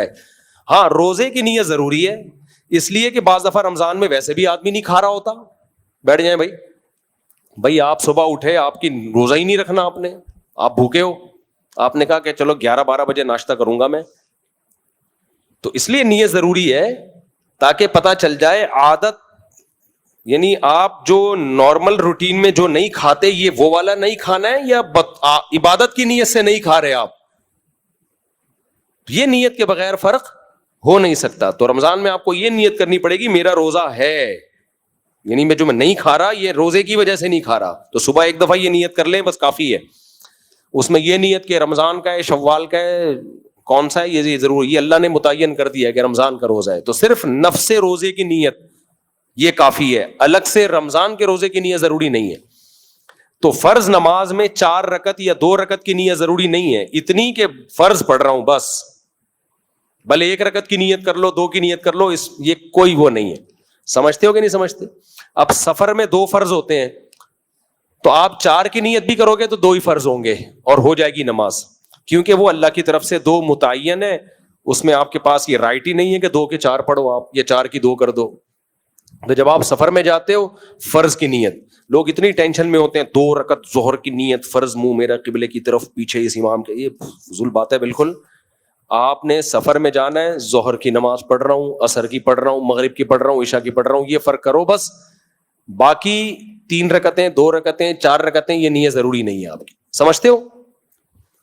سنتوں میں کیا ہے کہ سنتوں میں ظہر سے پہلے 4 سنت ہوتی ہیں, تو بس اتنی نیت کہ نماز پڑھ رہا ہوں میں مطلق سل, ظہر سے پہلے نماز, فرض نہیں پڑھ رہا میں فرض نہیں پڑھ رہا, تو وہ خود بخود سنت ہی ہے. وہ 4 سنت جو پڑھتے ہیں ہم, مغرب کے بعد 2 سنتیں ہوتی ہیں, تو بس فرض نہیں پڑھ رہا, تو وہ خود بخود کیا ہو جائیں گی؟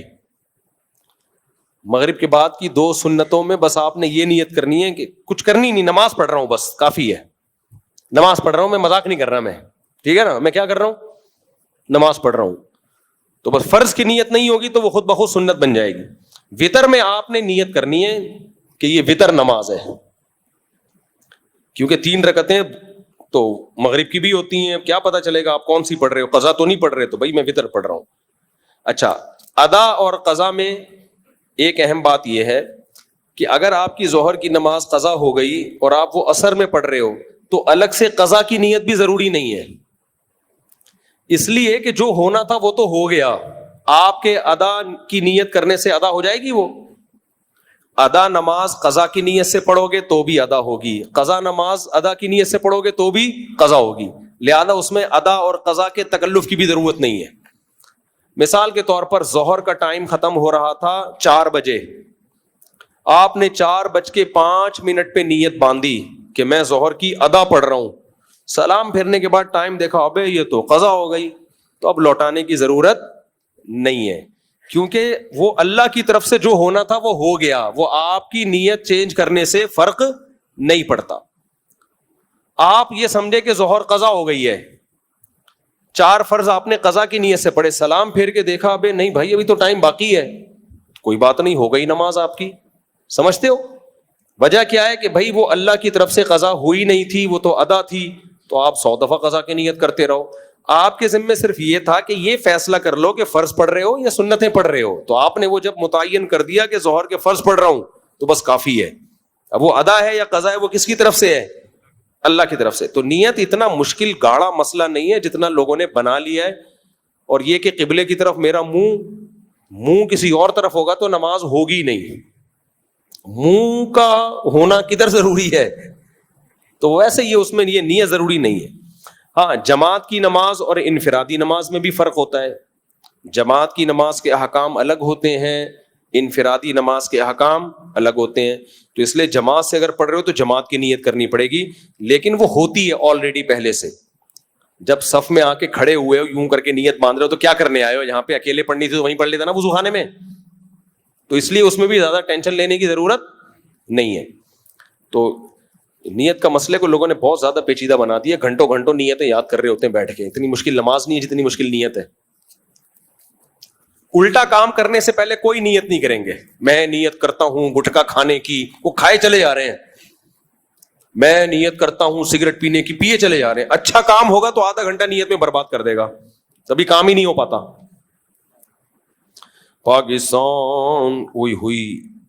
پاکستان کی ایک عظیم دینی درسگاہ جامعہ حقانی اکوڑا خٹک میں خودکش دھماکہ ہوا ہے, جس میں کئی نمازی شہید اور زخمی ہوئے. مولانا سمیع الحق صاحب کے صاحبزادے مولانا حامد الحق صاحب بھی جام شہادت نوش فرما گئے.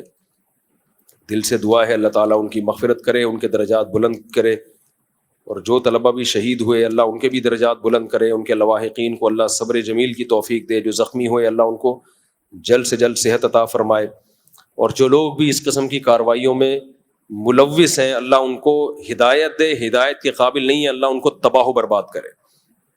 یہ جتنے دہشت گرد ہیں سارے غیر مسلم ممالک ان کی دہشت گردی سے محفوظ ہیں. یہ ساری ایکٹیویٹیز مسلمان کنٹریز میں ہی کرتے ہیں یہ لوگ, جہاں مسلمان رہتے ہیں. تو اللہ ان دہشت گردوں سے ہمارے ملک کو جلد سے جلد نجات عطا فرمائے. کب ہے؟ جلدی آ جاؤ یار. دلہن کا نام شگفتہ ولدیت غلام قادر شاہانی. دلہن کے وکیل کیا نام ہے بھائی؟ عبد القدیر. کہاں ہیں؟ آپ نے اجازت دی کہ میں 50,000 روپے مہر میں محمد حارث ولد طارق حسن ان سے نکاح کروں شگفتہ بنت غلام قادر شاہانی کا. ٹھیک ہے, اجازت ہے. کہاں ہے دولہا؟ جلدی جلدی. الحمدللہ نحمدہ ونصلی علی رسولہ الکریم. اما بعد فاعوذ باللہ من الشیطان الرجیم. بسم اللہ الرحمن الرحیم. یا ایھا الناس اتقوا ربکم الذی خلقکم من نفس واحدہ وخلق منها زوجها وبث منهما رجالا كثيرا ونساء واتقوا الله الذي تساءلون به والأرحام إن الله كان عليكم رقيبا. وقال تعالى يا أيها الذين آمنوا اتقوا الله وقولوا قولا سديدا يصلح لكم أعمالكم ويغفر لكم ذنوبكم ومن يطع الله ورسوله فقد فاز فوزا عظيما. وقال النبي صلى الله عليه وسلم النكاح من سنتي وقال فمن رغب عن سنتي فليس مني. وقال النبي صلى الله عليه وسلم تزوجوا الودود الولود فإني مباهي بكم الأمم. وقال النبي صلى الله عليه وسلم تزوجوا ولا تكونوا كرهبان النصارى. جناب محمد حارث ولد طارق حسن, میں نے آپ کا نکاح 50,000 روپے مہر میں شگفتہ بنت غلام قادر شاہانی سے کیا. آپ نے اس نکاح کو قبول کیا؟ جزاک اللہ. دعا کریں اللہ تعالیٰ برکت دے, دولہا کو اللہ صحت بھی دے اور اللہ تعالیٰ کامیاب زندگی عطا فرمائے. صحت ہے ماشاء اللہ, مذاق کر رہا ہوں. ایئر فورس میں, اور پھر تو بھائی پائلٹ ہیں. پائلٹ بننا آسان ہے, شادی کرے گا پتہ چلے گا تیرے کو کتنا بڑا پائلٹ تھا. وہ چوہے والا لطیفہ سنا ہے نا, شیر کی شادی میں چوہا آیا تھا, ناچ رہا تھا. شیر کو غصہ آیا, تو کیا کر رہا ہے؟ اس نے کہا پہلے میں بھی شیر ہی تھا, جب شادی ہوئی ہے تو پھر زیادہ باتیں مت کر, پہلے میں بھی کیا تھا؟ شیر تھا. خیر مذاق کر رہا ہوں یار. الحمدللہ رب العالمین والعاقبۃ للمتقین والصلاۃ والسلام علی رسولہ الکریم وعلی آلہ وصحبہ اجمعین. اے اللہ اس نکاح کو اپنے دربار میں قبول فرما. اس نکاح کی برکتیں میاں بیوی کو تا دم حیات کامل طور پہ نصیب فرما. آپس کے اختلاف و انتشار سے, لڑائی جھگڑوں سے, ہر قسم کے شر فساد سے اللہ ان دونوں کی ہمیشہ کے لیے حفاظت فرما. اے اللہ اس نکاح کو دونوں کے خاندانوں میں جوڑ کا, محبتوں کا ذریعہ بنا. ہر طرح کی برکتیں نصیب فرما, ہر طرح کی بے برکتیوں سے اللہ ان کی حفاظت فرما. ربنا آتنا فی الدنیا حسنۃ وفی الآخرۃ حسنۃ وقنا عذاب النار. صلی اللہ تعالی علی خیر خلقہ محمد وعلی آلہ وصحبہ اجمعین. اللہ تعالیٰ بہت مبارک کرے. کوئی آخری سوال رہ گیا ہو تو بس کہنے, پھر چلتے ہیں چھٹی. بیٹھ کے پوچھ لیں جی. السلام علیکم مفتی صاحب, یہ جو ہم ڈفرینٹ قسم کے جو برانڈس کے پرفیوم یوز کر رہے ہوتے ہیں, کیا برانڈس کے پرفیوم یوز کر رہے ہوتے ہیں, ہاں, تو یہ ہمیں اس پہ لکھا ہوا بھی ہوتا ہے کہ الکوہولک ہے یا نہیں ہے, تو کیا اس میں نماز پھر ہماری ہو جاتی ہے؟ ہاں, الکوہولک پرفیوم کا استعمال جائز ہے, اس میں نماز ہو جاتی ہے. الکوہل پاک چیز نہیں ہے. ہاں ہو جائے. ہاں, تراویح کے بعد ہمارے جو درس قرآن میں ہم پڑھتے ہیں وہ بھی دہرایا جائے گا انشاءاللہ, لیکچر ہوں گے اس کے. جی السلام علیکم. وعلیکم السلام. سر وہ بیعت کے بارے میں پوچھنا تھا سر. اب جی اچھا, بیعت کا سر پوچھنا تھا. بینک بیعت جی. ابھی میں نے شروع نہیں کی ہے بیعت کرنا. نہیں آپ کے. ہاں میں نہیں کرتا آج کل. اچھا جب کریں گے تو بتا دیں گے انشاءاللہ. ٹھیک ہے, شکریہ. ہاں جی, وہ کچھ پوچھنے کافی دیر سے وہ بھائی. السلام علیکم. وعلیکم السلام. صاحب میرا سوال یہ ہے, میں پچھلے سال فار ایگزامپل 29 رمضان کو صاحب نصاب ہوا, اور اس سال 29 رمضان کو مجھے زکوٰۃ دینی ہے. اب ایک سال پورا ہونے پہ مال کی زکوٰۃ دینی ہوتی ہے. اب 25 رمضان کو فار ایگزامپل میرے پاس ایک اماؤنٹ آ جاتی ہے, تو کیا میں اس پہ بھی پورا ایک سال گزرواؤں گا یا اس کو شامل اس کو بھی دینی؟ 29 رمضان کو آپ زکوٰۃ نکالتے ہیں, اگر 28 کو بھی اماؤنٹ آ گئی نا اور 29 تک رہی تو اس پوری اماؤنٹ پہ دینی پڑے گی. اور اگر 29 سے پہلے ایک دن پہلے خرچ ہو گئی تو 29 کو نہیں دینی پڑے گی اس پہ. السلام علیکم. وعلیکم السلام. مفتی صاحب, میں ایک ایسے ادارے میں جاب کرتا ہوں کہ جہاں پر مجھے رمضان المبارک میں تراویح پڑھانے کے لیے چھٹی چاہیے ہوتی ہے کیونکہ جاب کی ٹائمنگ بہت لمبی ہے جی تو چھٹی بغیر رشوت کے ملتی نہیں ہے. تو میں اگر رشوت نہیں دیتا تو چھٹی نہیں ملتی, اور اگر رشوت دے کے چھٹی لے کے تراویح پڑھاؤں تو اس کے بارے میں کیا خیال؟ گورنمنٹ ادارہ ہے جی تو چھٹی کا آپ کا حق ہے چھٹی لینا, جی بالکل قانونی حق ہے. جی, سال میں اگر 40 دن چھٹی لے سکتے ہیں. ہاں اگر قانونی حق ہے اور وہ رشوت لیے بغیر نہیں دے رہے تو پھر آپ رشوت دے کے لے سکتے ہیں. ایسی صورت میں رشوت لینے والے کو گناہ ہوگا.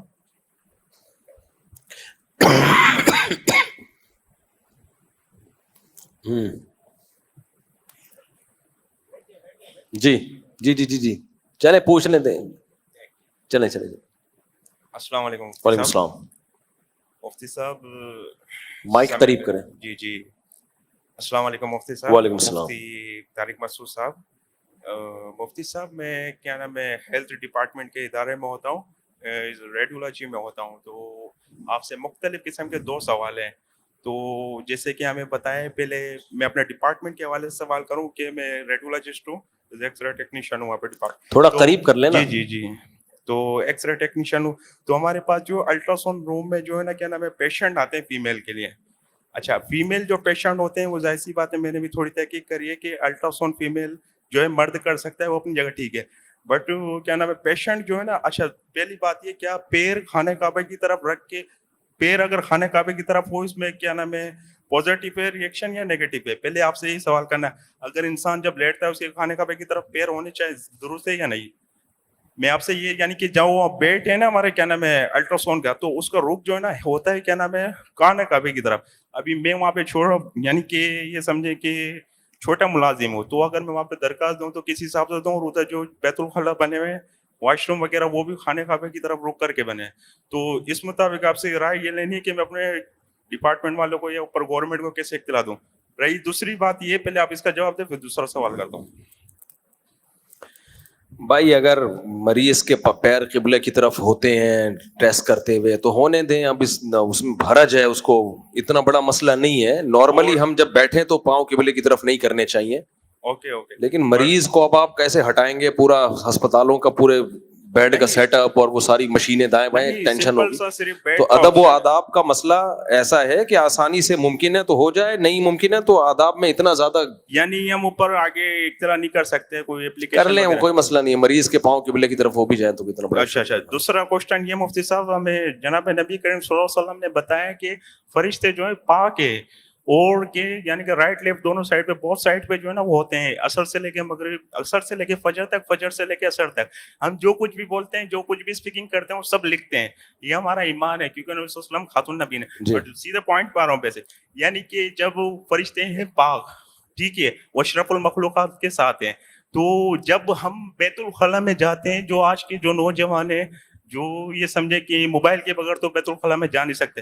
بٹ سیدھا یہ کہ جب موبائل میں جاتے ہیں تو اکثر ایسا ہوتا ہے کہ کال وغیرہ آ جاتی ہے, ان کو فون آ جاتے ہیں, یہ بات وغیرہ کرتے ہیں. تو جب ہم ان سے اسپیکنگ کرتے ہیں, بات کرتے ہیں یا کچھ بھی بولتے ہیں یا فلاں ایکس وائی زیڈ تھوڑی بات کریے, 5 منٹ بات کریے, تو آج کے ٹائم میں جو ہے نا تو عاشق لوگ تو کافی ہیں اس میں فون پہ لگے ہوتے ہیں واش روم.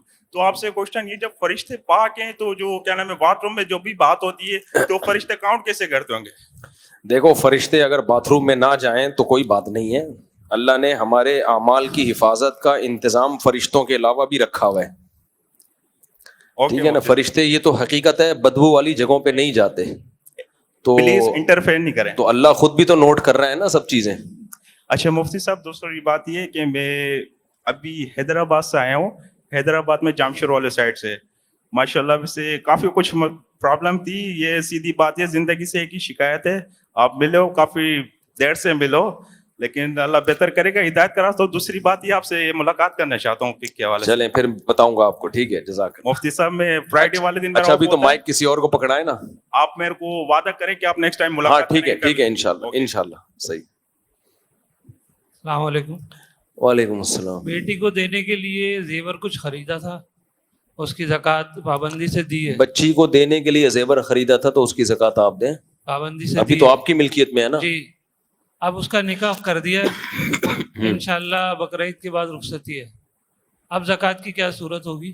جب تک اس کو ہینڈ اوور نہیں کیا آپ مالک ہیں تو آپ نے زکوٰۃ دینی ہے. جب اس کو ہینڈ اوور کر دیا تو بچی کو چاہیے جس دن اس کو سونا ملا اسلامی تاریخ یاد رکھ لے, وہ لکھ لے, اور ہر سال پھر وہ اسی اسلامی تاریخ پہ زکوٰۃ نکالے. یعنی رخصتی سے پہلے پھر میں ہی دوں گا. اس کا رخصتی سے تعلق نہیں ہے, اگر اس کو دے دیں, اس کے قبضے میں دے دیں, پھر لے کے رکھ لیں بے شک, تو پھر اس پر آپ پر زکوٰۃ نہیں آئے گی. ٹھیک ہے, چلے بھائی میں آج بہت تھکا ہوا ہوں یار.